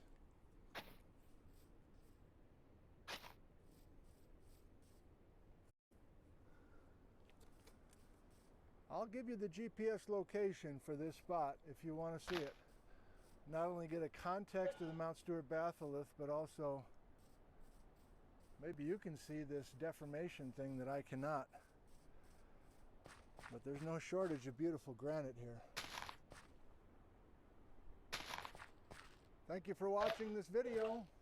I love you, and goodbye.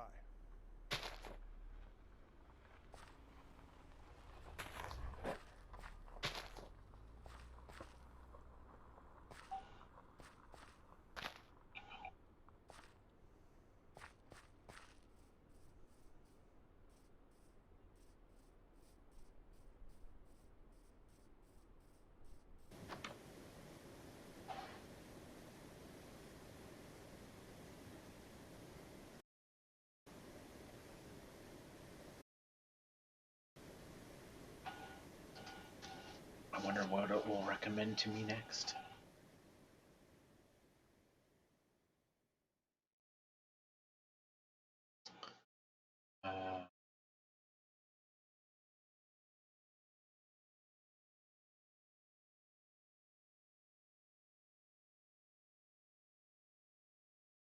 Sure. That'll be fun.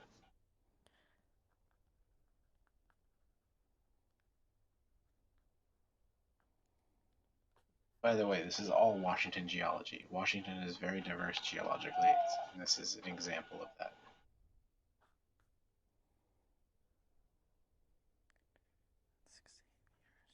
I swear to God, it looks like you're at the Grand Canyon right now. Huh. What a day. This fog is kind of, or this smoke is kind of a nice atmosphere. Yes.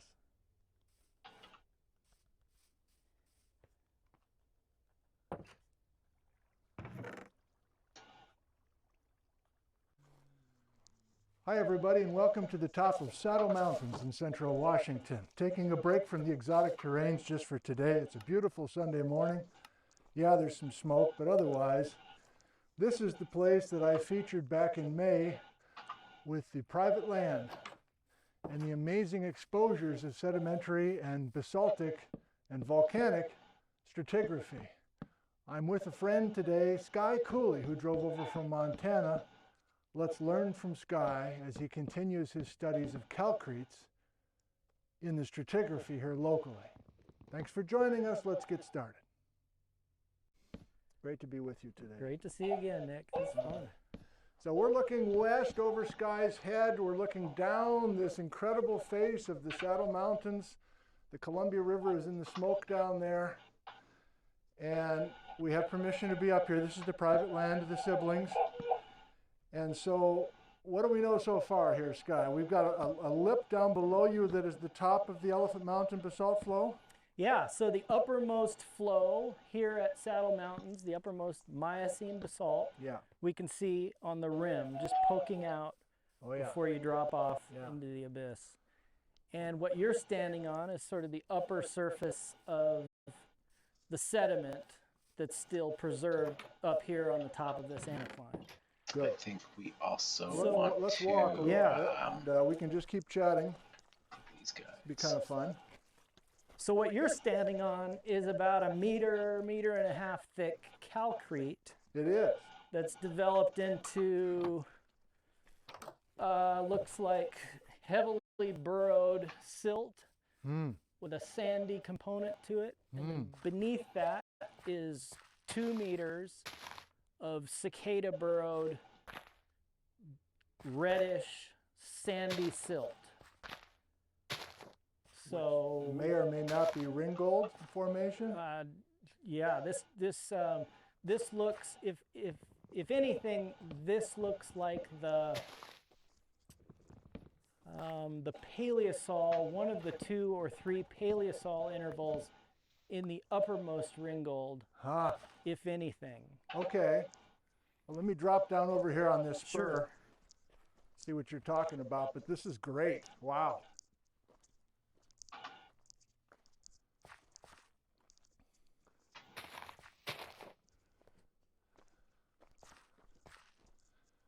Just give you a little sneak peek over here while Sky's doing a little bit of work. Oh, baby. Oh, baby.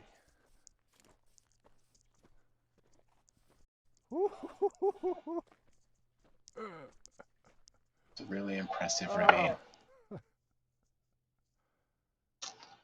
Oh, I forgot how good this is right over here. This is in 4K for me, and it looks really great. It's quite an impressive view. Well, that's where we're headed, but let's go back down to what Sky's doing here. So pleased to have you with us today. This is obviously not an exotic terrain session. We've been doing those lately. But Sky mentioned he was in the area, and I thought, well, hey, it's always fun to visit and learn new things. And I'm about an hour from Ellensburg. Need my water right there.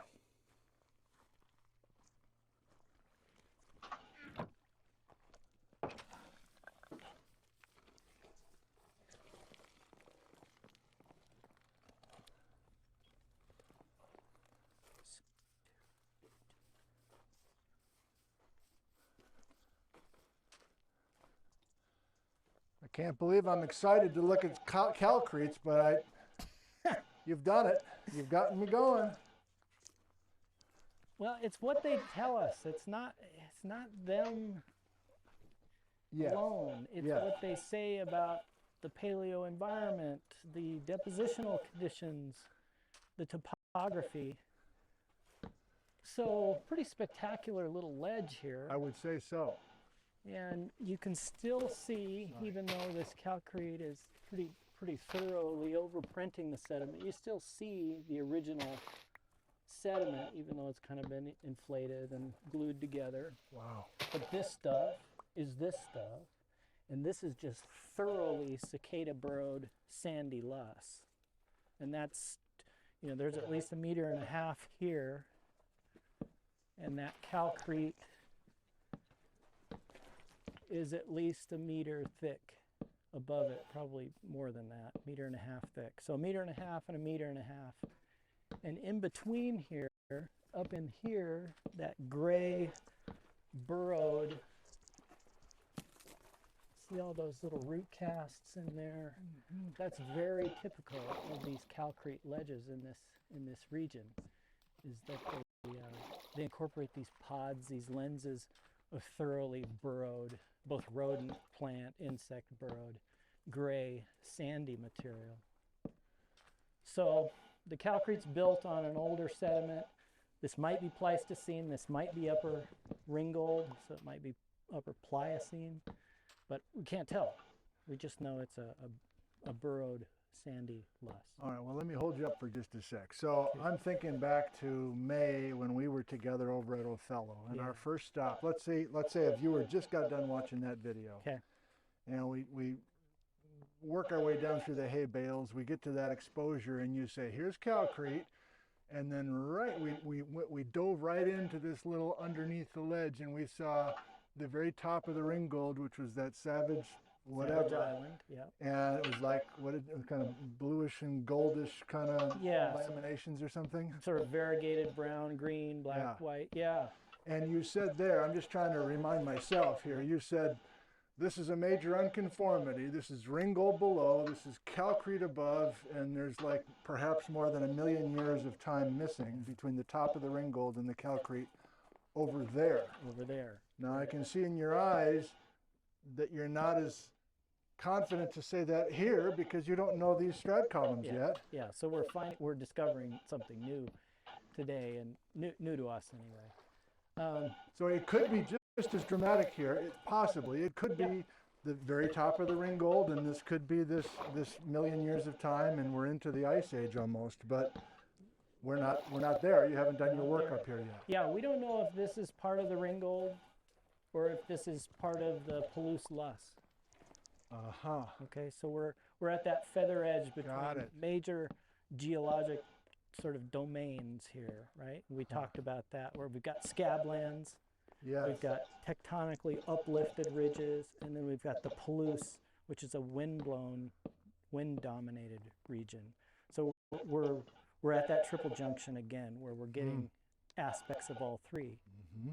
The difference is here, the difference is at Othello, you're in Crab Creek, right? That's a lowland setting. We were down there. Yeah, we were around the corner. 500 meters lower. And 20 miles that way or whatever. Yeah. Okay. And here we're literally on the crest of the Saddle Mountains. And so we're in the ballpark with the strata. It's about the same place, but we don't know exactly where we are. Yep. So we're sort of working our way along, making short descriptions of what we see, and comparing notes as we go. So adding some detail to this uppermost remnant of sediment on top of the Saddle Mountains. The Saddle Mountains are mostly basalt, but here we get a couple miles of young sediment and calcrete. Would you be the first to be working up detailed strat columns here? Detailed strat columns in the uppermost portion, yes. Lydia Steisch did detailed work along here, but was focused on, slightly older rocks. Her detail in the calcrete bearing zone was not, it just wasn't very thorough. But her job was something different. She was after some other. Yeah, she had a different focus, and your focus is quite a bit of this stuff. Yeah, I'm wondering if this calcrete, if these thick calcretes can be correlated across this Ringgold Basin. Well, it is good right around the corner. I don't know. Do you want to spend some time here and work up I'm going to just a couple minutes just to sketch what I've got, and then go for it. We can move on. Yeah, it'd be fun just to see what your approach is. So I found that these things are correlatable in a crude way, but it depends on the sediments, not the calcretes. The calcretes are going to do what they're going to do. I see. But the sediments are distinct. I mean, that's as distinct as it gets. Reddish paleosol, 2 meters thick. There's probably 3 soils here. Where on the Palouse, these would be a named soil. This would be called the Devil's Canyon or the Washtuckna or something, and be constrained with ash beds. But here we just don't talk about the Palouse stratigraphy. Is this ashy? I don't know. Well, I'm not real sure.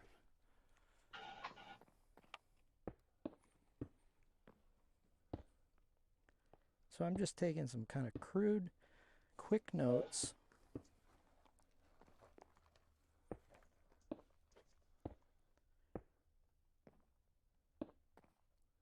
Well, we're not right next to a feedlot for this one. I mean, you've been looking hard to find good exposures like this, so this has got to rank up there as far as...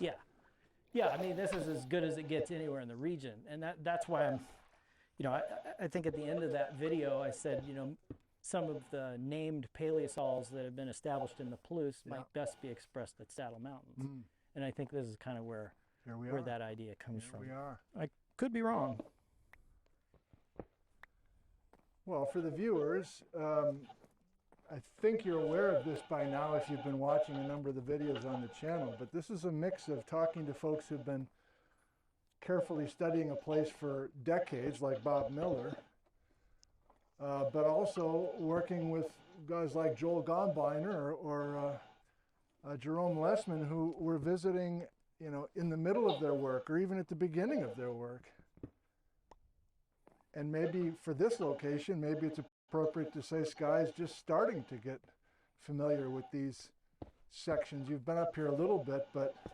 Yeah, I've been around the region. This is sort of the last part of the area. Oh. Yeah, so I've sort of circled the Saddle Mountains, and this is, this is private land, so it's not, you can't just waltz in here. So that's why it's been later. You've been nibbling on the corners, and now it's time for the main event, the main course.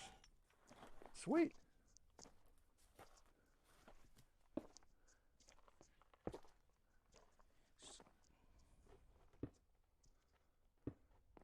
So I think what we'll do next when we're done with Sky here is to go around to that view that we just saw a moment ago and follow these layers, and it will be fun to hear what Sky has to say about what variation he sees, if at all, with these beds. Like, how well behaved are these beds? Do they continue? Are we going to see this continued reddish brown soil, or are we going to see something else that might look like that upper Ringgold?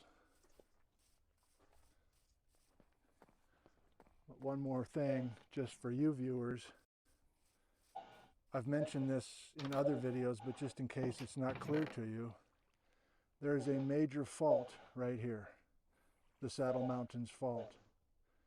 And so this stratigraphy that we're looking at here is for sure the same stratigraphy as way down there low. Ooh. And so there's been a big old knife cut. The Saddle Mountains Fault and earthquakes have been lifting this side of the fault. Details of which still being worked out. When did the fault begin? When did the earthquakes begin? Are the earthquakes still happening? That's not our topic today, but if I ever get serious about doing some earthquake programs again, using the most recent research on seismic risk in Washington, this is one place we would be visiting for sure.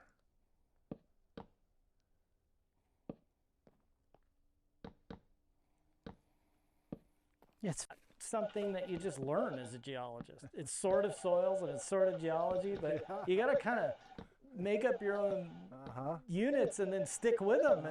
And it's been a challenge because you can't just go to some book and go, oh, it's a cross-bedded sandstone. It's a hummocky cross-bedded sandstone. Right. You can't find that. So how do you describe these? I've come to sort of call these heavy stringers, of calcium carbonate, and these zones have some thickness, but it's a little bit of creativity, but you got to be consistent from place to place to place and use the same terminology so you can follow your own notes.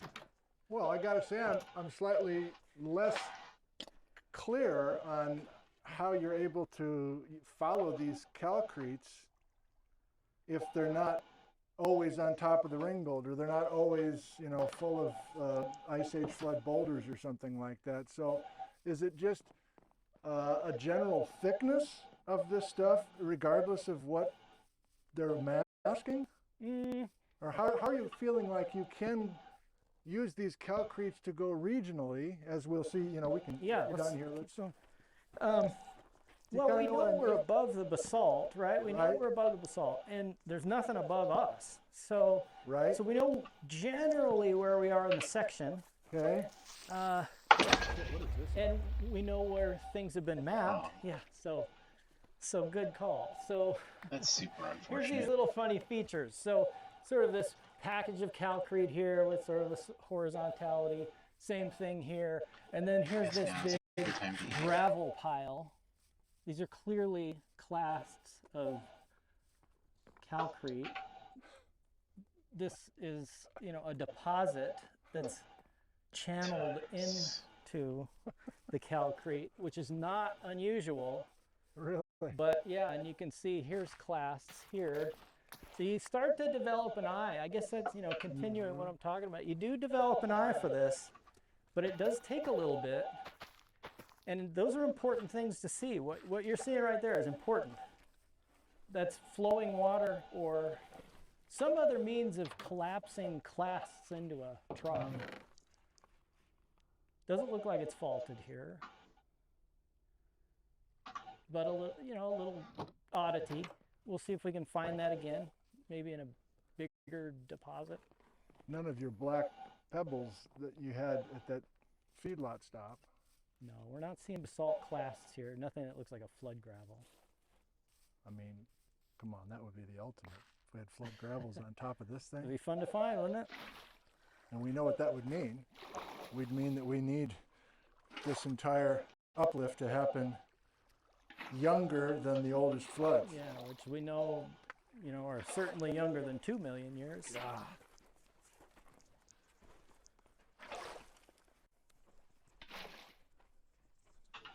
Well, there's your cinnamon brown with some pretty white stuff above. That doesn't look just like calcrete overprinting, or does it? Like right here. Well, this looks like the same. Are you talking about what's right below our feet? Like right.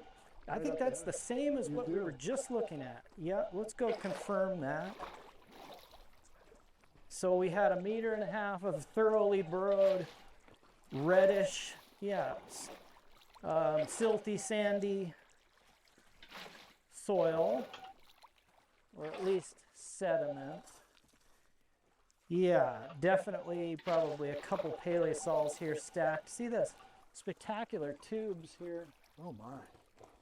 So all those little cylinders are trace fossils.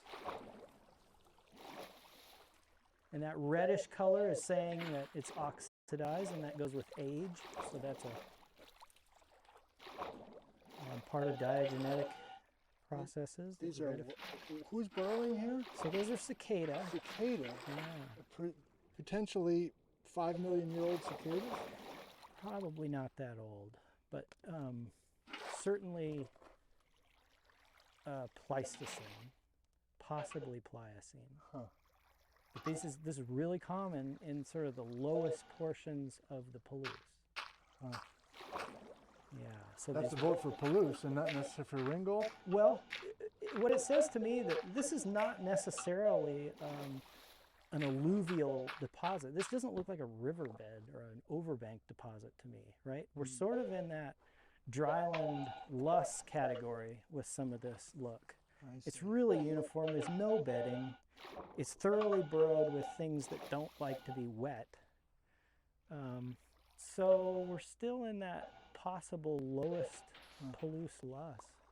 It's possible. It could be Pliocene, could be Pliocene, but it would be Pliocene loess if that's the case. Hey, Sky, I promise I was listening. I just saw those things. Yeah.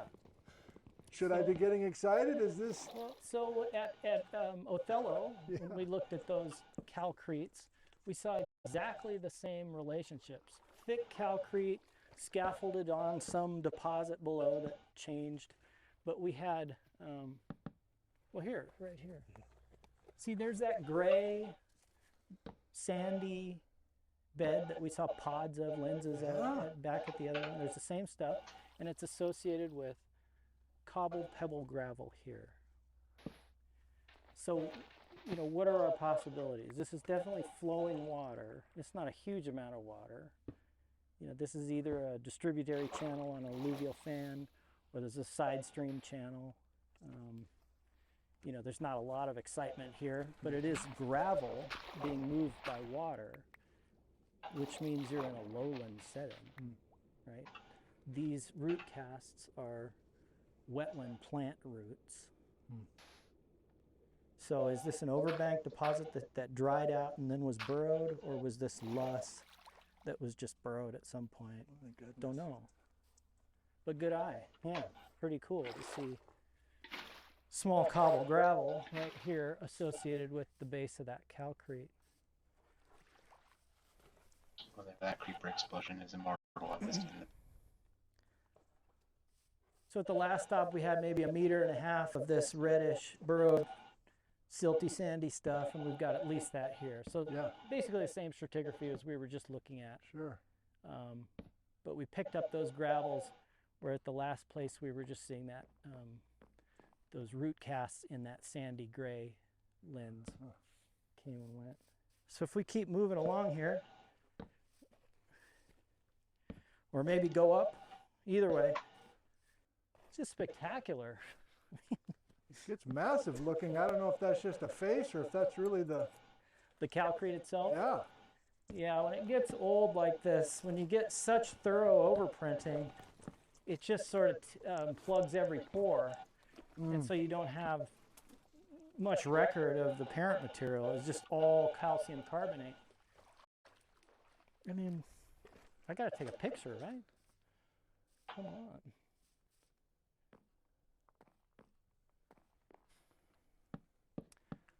All right, so consistent stratigraphy so far, nothing crazy. My big question is this a lowland deposit? Are the sediments lowland sediments, or are they wind-blown sediments that could be anywhere? They could be high, middle, low in a landscape, right? To have loess accumulate, you can be up on the top of a mountain, no problem. You can be on the side of a mountain, no problem. You can be in the valley, no problem. But if they're wetland deposits, there's only one place those can be. And that helps us restore topography.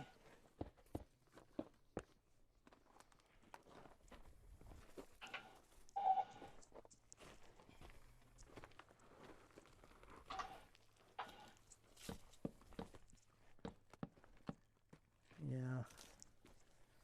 Okay. Yeah, so those gravels have sort of been replaced by rip-ups of calcrete through here.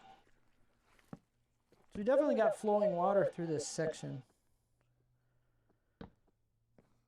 This is great. Sunday morning with Sky Cooley. Damn right.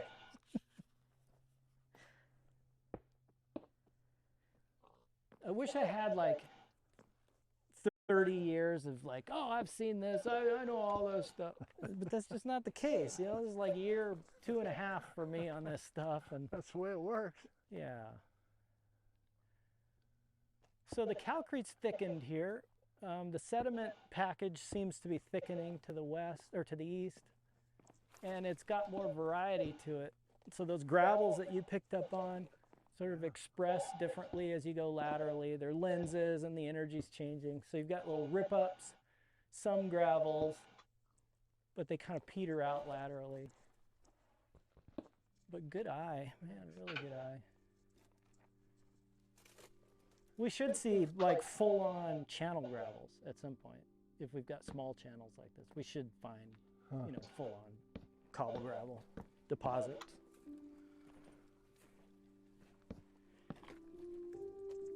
Yeah, here's your gravel again. Just sort of. And it's all basalt class. There's not like granites, you know, or quartzites or something. It's nothing like that. These are locally derived basalts, pretty well rounded. Okay. In a hash of I know you're in the zone right now, but I'm going to get greedy and pull back just for a second. Okay. So that's Ice Age floods country right down there. We have for sure major floods coming down this Crab Creek drainage, coming out of Drumheller channels younger than 20,000 years ago. Everybody agrees that. Yeah. It's almost certainly Montana water for some of it. And then in the last video with you, you said there's 2 other emerging chapters of Ice Age floods, a few 100,000 years ago, and then maybe 1 million years ago, potentially. Yeah. And possibly studying of these calcretes are part of documenting some of those older Ice Age flood chapters. What would you need to do with a calcrete unit here, or maybe other places that you know much better, to document time, to know that we're 1 million years ago if we find some pebbles or cobbles, or 100,000 years ago, or now? Like, I want to get excited about some basaltic class in this stuff, but I don't know what time we're talking about. Yeah, well, we know we're in the Pliocene and we know we're in the Pleistocene. So that's our bracket. So we're younger than 10 million years by a long shot. Okay. Ideally, you'd find ash beds in here that are datable. Okay. Or you would find, you know, something like charcoal, which I would doubt is preserved in here at all. Otherwise, you got to kind of go back to the roots of geology, where you do the stratigraphy and you correlate that stratigraphy. And, you know, how convincing that is based on how well you do the job and if the geology is cooperating. I don't know if it's cooperating or not.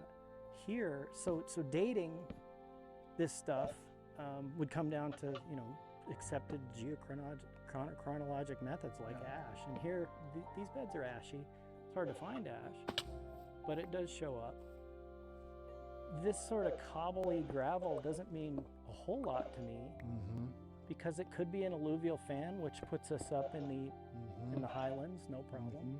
It could be a side stream gravel that was similar to what modern Crab Creek is. So this isn't telling me anything about age. It's just telling me about depositional setting. Well, just in case it's unclear to the viewers, I think you know what I'm going after, but the greediest part would be there's some way to document Ice Age flood deposits in this calcrete. Let's say it's 2 million years ago, and we don't have the Saddle Mountains at all 2 million years ago, and we've got Ice Age floods coming through a relatively flat area, and since that time, this whole thing rises to the heavens. That's the ultimate. seems like we're ways away from that, but it's not impossible to have some of these calcrete horizons intersecting with some of those oldest Ice Age flood deposits.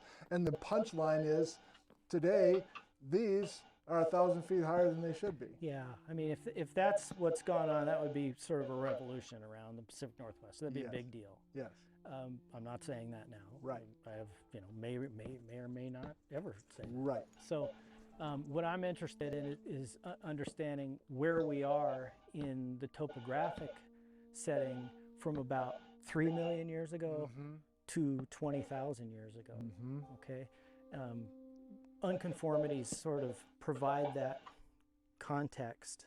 So we've got sort of we understand stuff that's older than a few million years, and we understand stuff like late Pleistocene. We're sort of in the middle between those two things. So a few million years to a few tens of thousands of years. Yeah. But we know, because of the thickness of these calcrete soils, that these take tens to hundreds of thousands of years to develop. I forgot that. It has to be a stable surface. Yeah, and it's a stable climate too. It's a dry, tons of water moving, evapotranspiring through this sediment. So we know we've got a considerable age, tens of thousands to hundreds of thousands of years, just in this development. So the sediments and these calcrete ledges are hundreds of thousands of years old. Okay, well, here's a different way for me to think about it then. This is a stable, dry surface, and during some of the big old Ice Age floods, were these ledges high and dry and watching the action, or were they low enough to be potentially part of the action? Yeah, I would guess they were probably watching the action. Watching the action. At this point. But they keep getting jacked higher and higher. Pretty fast, and certainly in the last couple million years. Right. Yeah, they've seen a lot of topographic rise. I think the other thing is, this Crab Creek drainage really accentuates this north face of Saddle Mountains, much more so than maybe the structure would if the floods had never come here. Oh, yeah. So this is a bigger face and a more dramatic face because of those floods have scoured away a huge portion of the sediment that was here. Because the same calcretes and the same sediments that are sitting up on top of here are just across the valley below the farmland on the Royal Slope. And this surface across the valley to the north on Royal Slope, south flank of the Frenchman Hills, projects right across to the Smyrna Bench. Yeah. So you can kind of reconstruct what volume has been excavated here by the floods. But it's a dramatic face either way. It is. Come on. It's late summer 2022 and late summer 1922. Brett's is walking down there right with a couple of his students, like right down there. Let me zoom in. Let me get the Brett's bald spot, like right there. They're walking through the Drumheller channels for the first time.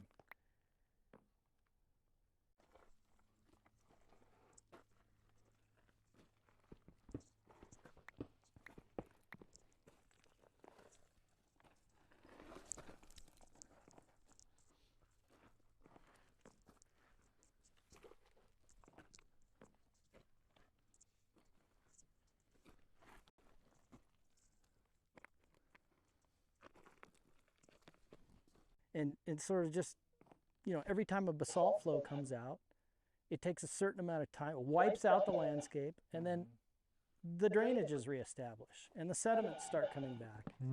And you start to build those things up, and I think that's exactly what we just see in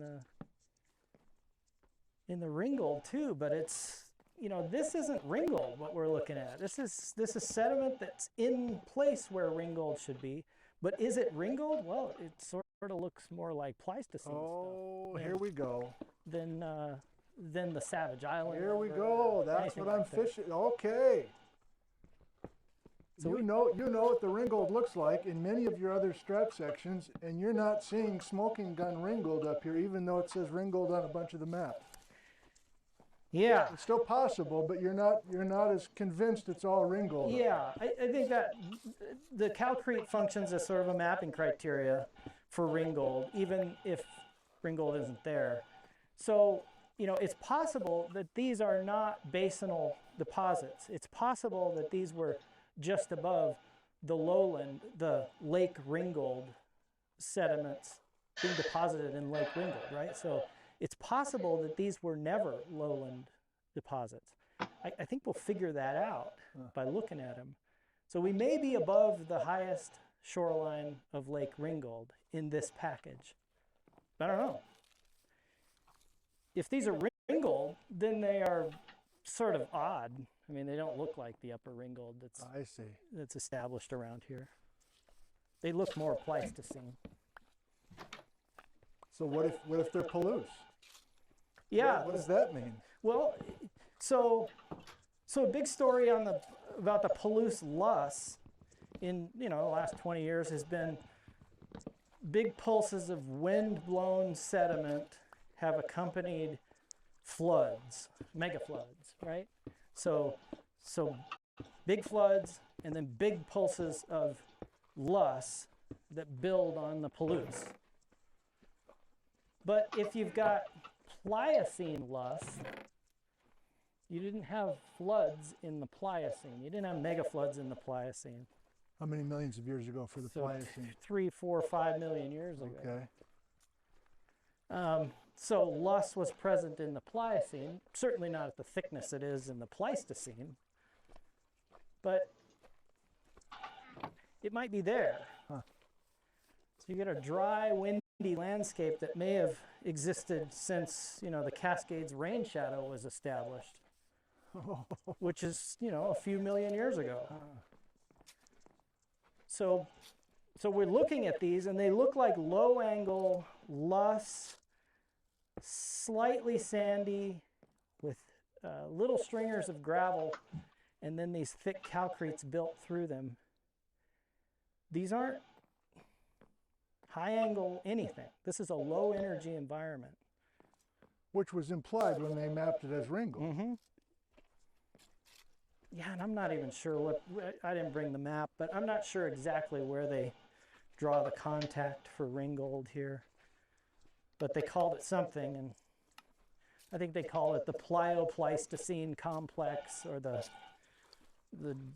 Cold Creek unit, depending on where you are.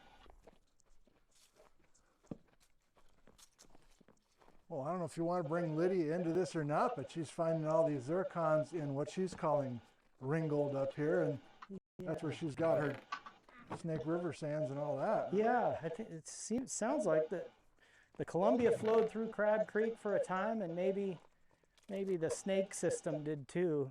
Jeez.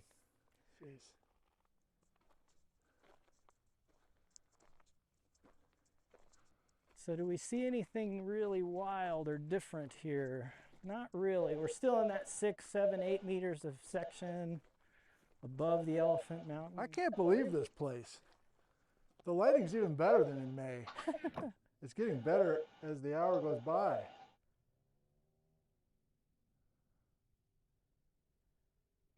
I don't get the green at the top of the Elephant Mountain, by the way. That looks like lichen. Does it? Yeah, if you look down below here, see that? Oh. Closer. Yeah. So the idea with this Ringgold is that maybe the ridges, the basalt ridges, were just poking up above the Ringgold, the last of the Ringgold system, the last lake system in the Ringgold. And if that's the case, and say we call this Pliocene sediment, so Ringgold equivalent, then these were sort of so the topography was sort of a subtle, subtle rolling hills through here with low angle fans that were full of dust and a little bit of gravel and some wetland, pockets of wetlands here and there. Mm-hmm. And so that's how the landscape would come together. But there's been a lot of relief since then, and if these are Pliocene, well, then you've got a few million years to generate this relief. If these are Pleistocene, then you have considerably less time.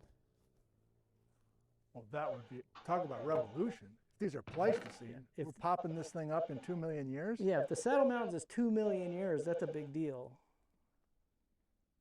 It's not impossible, but it would unlikely, I guess. I don't know. Like, you do some calculations in the back of an envelope and you go that. Yeah, that's ripping. Get that?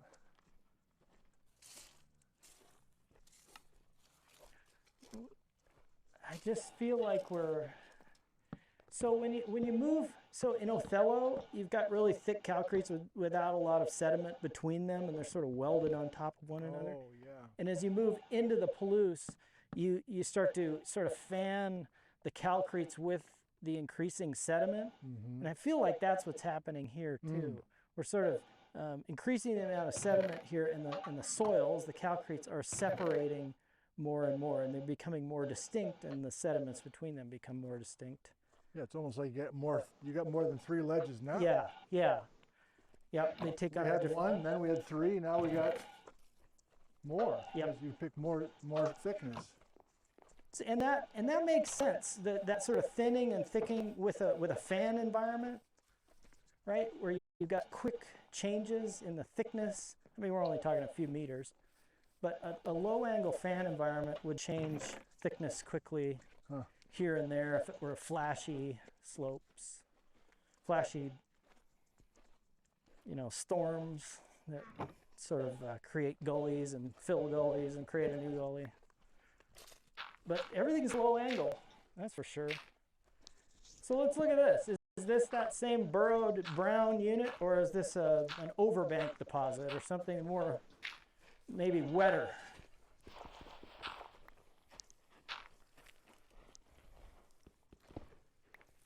Yeah, so that's that burrowed, reddish, silty, sandy unit.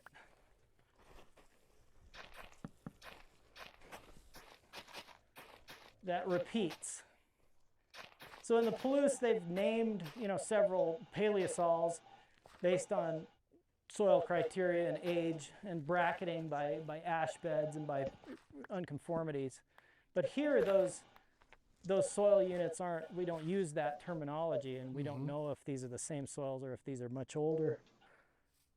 But there's several of them.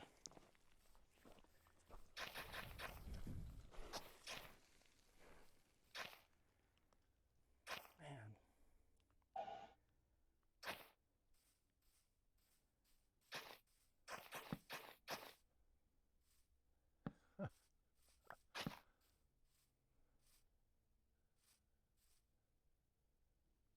Yeah, there's familiar units as we go along. I mean, you look at 30 different outcrops around this region, and there are definitely units that come consistently at the same places. Well, that's pretty cool that you're just finding these old friends from county to county. None of them in this high relief setting, but still, you got some of these friends. Yeah, when I look at this, there's portions of this that look like overbank sediments that look wet, that look wetland type deposits, like what I'm looking at right here that's sitting on top of the basalt. But immediately when you move up above that, you get into this stuff that looks a lot more like the Palouse loess, just older.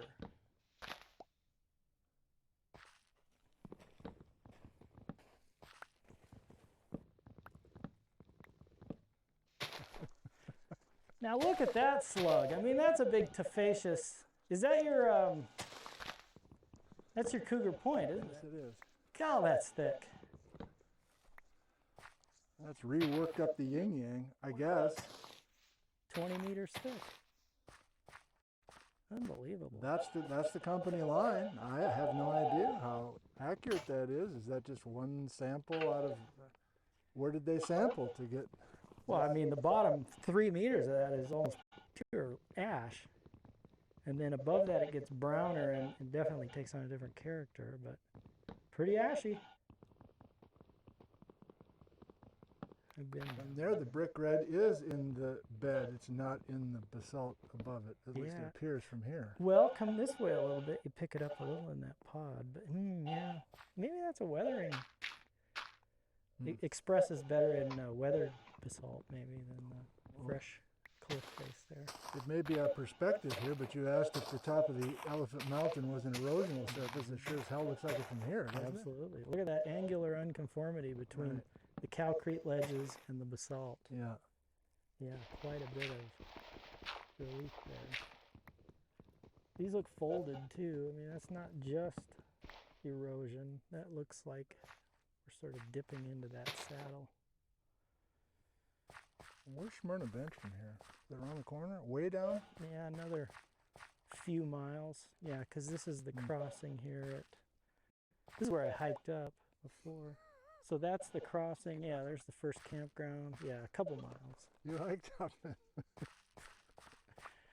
You do dumb things. You're motivated. Let's go one more and see what One more. In there. Love it. Okay. Do you need some water? I got some water. I'm good. Thank you for now. Thanks. But yeah, let's get some. Dumb to carry that jug. I need two hands when I'm filming. What am I thinking about? I can't point with a jug in my hands. I'm going to send you a Camelback. Jughead.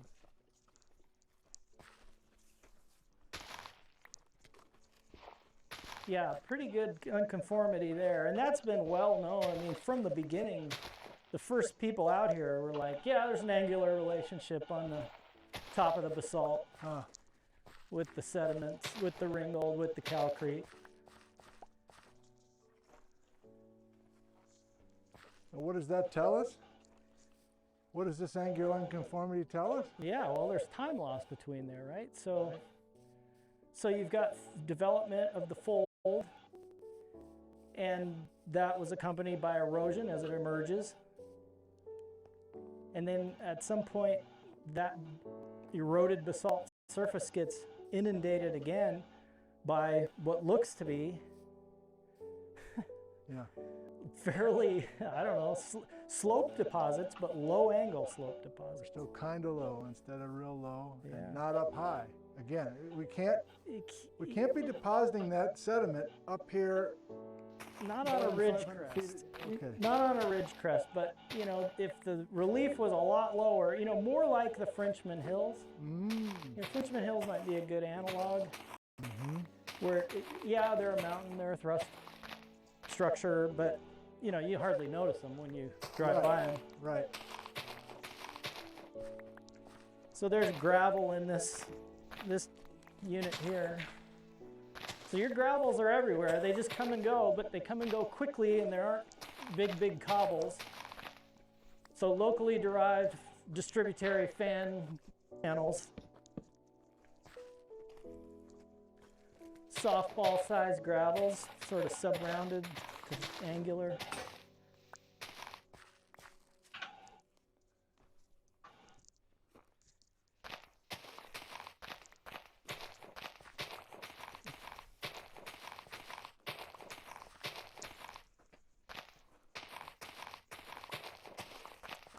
You know, the difference between here and those, what I'm calling flood gravels over at Herman Rail Cut over by Othello that we looked at, is that here we are on the side of or on the top of a fold.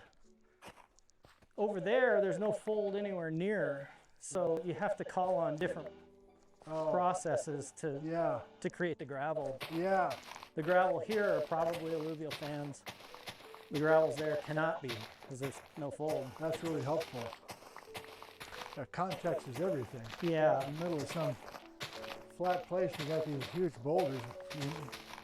You rule out half the choices. And over there, you've got exotic clasts. You've definitely got non-basaltic clasts. So same stuff. There's that burrowed red. Looks familiar. Yep, real consistent. What a vista! Holy cow. Oh my heavens, we're lucky. All right, I gotta go to that that second ledge. I mean, enough for me. Come on. You don't want to stop. Look at the structure. I mean, geez. It's funny how the basalts are dipping to the south here. Yes. But we're right at the crest. You know, we're on the axis of that anticline. They should be dipping to the left. They just roll over so quickly, they're gone. Well, it's a segmented structure. That's the way to say it, yes. Yeah, so it kind of has 4, 5, 6 personalities, maybe five different segments. I think Rydell put that forward quite a while ago. Just sort of said, no, these developed in slightly different ways and different pulses and expressed differently. I don't get why.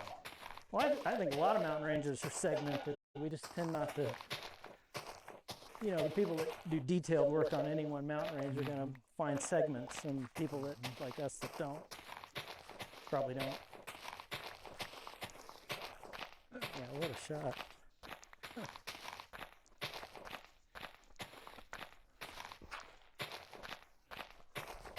Well, it's coming back to me because, to remind you, I was up here with the siblings on a Saturday, and the next morning I was with you at Othello, and I'm like, holy cow, this is the same stuff I just saw the previous day. Yeah. And here I am with you up here, and we're still like, it's similar, but you're not. Different sediments. Different sediments. Different sediments. The soils are going to do what the soils are going to. Soils are kind of controlled by the climate, right? And the sediments are controlled by other things, mostly flowing water and wind. What a shot. Well, yes, viewers, I'd love to say, here's the GPS location, here's how you get up here, here's how you can have a picnic lunch looking at this view. I just can't. I'm sorry. It's private land. At some point, I don't know, in the future, will this be public?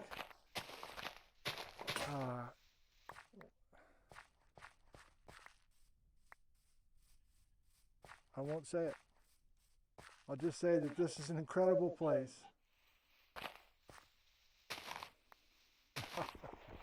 It's an incredible place. Well, the cows get to enjoy it. Yeah. Too bad they're dumber than anybody else. Oh, man. Well, thanks everybody for watching this one. Thanks to Sky for spending some time with us. Hope you enjoyed this part 2, I guess that's what this is, of the Saddle Mountain story, and we will continue to check in with Sky and others who might have an interest in pursuing some new approaches and some new leads with this amazing vista here in Central Washington. Thank you, I love you, and goodbye.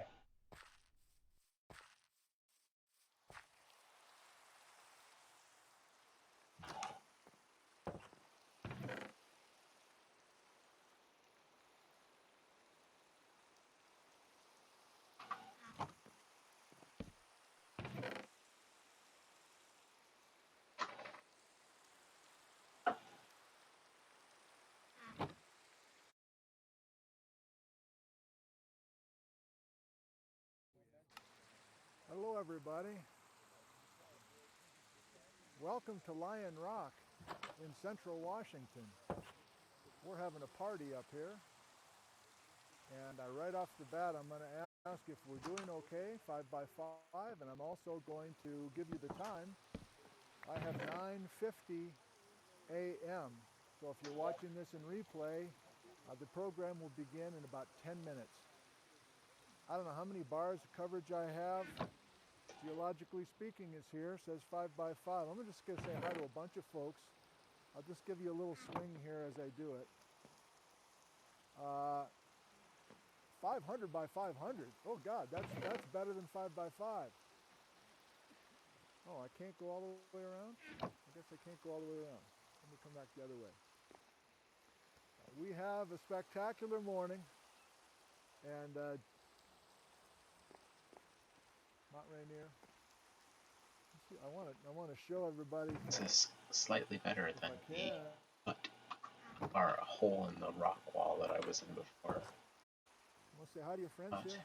Okay. I wanted they're all settling in here. We've been visiting for quite some time. So, and people are still rolling in. So far so good. We have 146 watching. And let me say hi to a few of you. You guys can keep talking, you know. Everybody's like shuffling now. All right, so who can I say hi to here in the few minutes before we begin? We can give you a view of the Stewarts if you like, the Stewart range. Dan, good morning. Stephen, hello from Omak, Washington. Charlottesville, Virginia. Kim's in Iceland, in the Iceland airport. Hello, Kim. Suncadia, the Collins family. Hello from Wisconsin. I can't see. I got to come back the other way. We'll let you look at Rainier. How about that? Jacksonville, Florida. Cottage Grove, Oregon. That's where my son teaches middle school. Louisville, Kentucky. San Juan Capistrano. Rick, hey man, I remember you from Ohio with the tomato products. Thank you. Anna's in Finland. Bob's in Atlanta. Hello. Warren in Merced, California. So I guess I'm going to check one more time before I do some more hellos. We're okay with the audio. We're okay with the video. We're over 200 folks now joining us. Germany, hello. Southern Oregon, hello, Lori. Bree is, yes. Thank you, Bree. So sound is good. Thank you. I'm going to yell a little bit, but maybe not a whole lot. These guys, I don't know how many we have so far. 50 maybe, something like that. And they're continuing to come in. I got to give you another shot of these guys. Come on now. Some of these folks got up in the Seattle area and left about 6 and got over here. We've got a couple that came from Eugene, Oregon that stayed in Ellensburg last night. You gotta love it. A couple from Minnesota who were out here for their 20th anniversary, and they're with us today celebrating. Who's the guy with the bong? That's a comment. Somebody's got a bong? All right.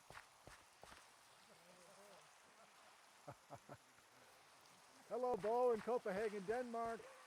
Kansas City, Missouri. Hello, Polly. JS says hi from Lion Rock. JS, where are you? Oh, there you are. Okay, great. So we got, I'll let you know what's going on here in a bit with monitoring the live chat, but I asked a few of those guys to help us out. I'm so pleased that it's working. I had 2 bars a little while ago for cell coverage, so I was starting to wonder if this was actually... Oh, okay, it's very late for me. Let's just keep our fingers crossed that we'll keep our connection here. I should... hello. We still have a few minutes. Let's say hi to So, more folks. we've upgraded the starter house. I think this looks nicer. The food situation is still not great. I'm not super keen on like killing a bunch of pigs and sheep and stuff. I want to try and bolster the sheep population before I start making some calls. But I think we've definitely improved our situation. I want to work with these swamp trees that are not in a swamp, because that's kind of cool. Mary, hello. Zazu from Belgium. Deborah S. Woot. Blake from Wisconsin. Lorraine, hello. Oh, that's a problem. People are wondering if Greg Whitehead is here. Greg, are you here yet? Okay. Oh, Joan, thank you. Joan from the Ellensburg Public Library. Still or not? No. Still, kind of. All right. So Joan's on the in with Greg. So Greg got a late start, but he'll be here, we hope. Donna from... Oh, now we got folks saying hi to each other. Oh, that's Jones. Adele from Disco Park. What's up? Thank you so much, Adele, for everything. Dick from the Netherlands, I think. Regine from France. William O. Smith, very famous. Germantown, Maryland. Hawkinson, Washington. Never heard of it, John, but glad you're with us. Max from Paris. All right, well, it is bizarre to be up here. I was sitting here by myself for 20 minutes, and then Kent showed up, and then we chatted for another 20 minutes, and then suddenly everybody's here, including you guys. So pretty fun. Pretty darn fun. All right, so I got about 3 minutes. I'm going to go visit with folks for just a second, and then we'll get started, okay? Thank you for joining us today.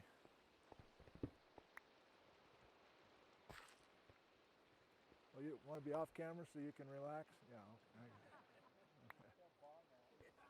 Yeah. Who's got that bong? The kid at that bong squad. Oh, I got it. This is kind of fun to see these guys coming over the hill. The cavalry's coming.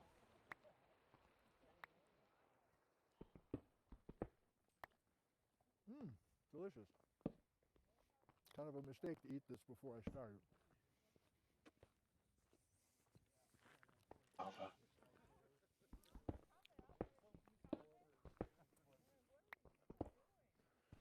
Al, how's it going? No, that's not the right name. Forrest. Good to see you. Bong squad. Hey, I missed that kind of. It was there for years. Yes, it was. I'm surprised the DOT or whoever's in charge of it never. I guess it was a John Wayne Trail. I just marvel how they hang there. I don't know how they did that with spray paint. I don't really want to know. I guess I considered it like hieroglyphics or something. I guess so. Barbara, hi. Barbara, hi. Hey, Do you live in Ellensburg? No, Joan is my friend, and she told me about it's Joan. Yeah. Okay. Oh, Holden. Got it. That's the connection.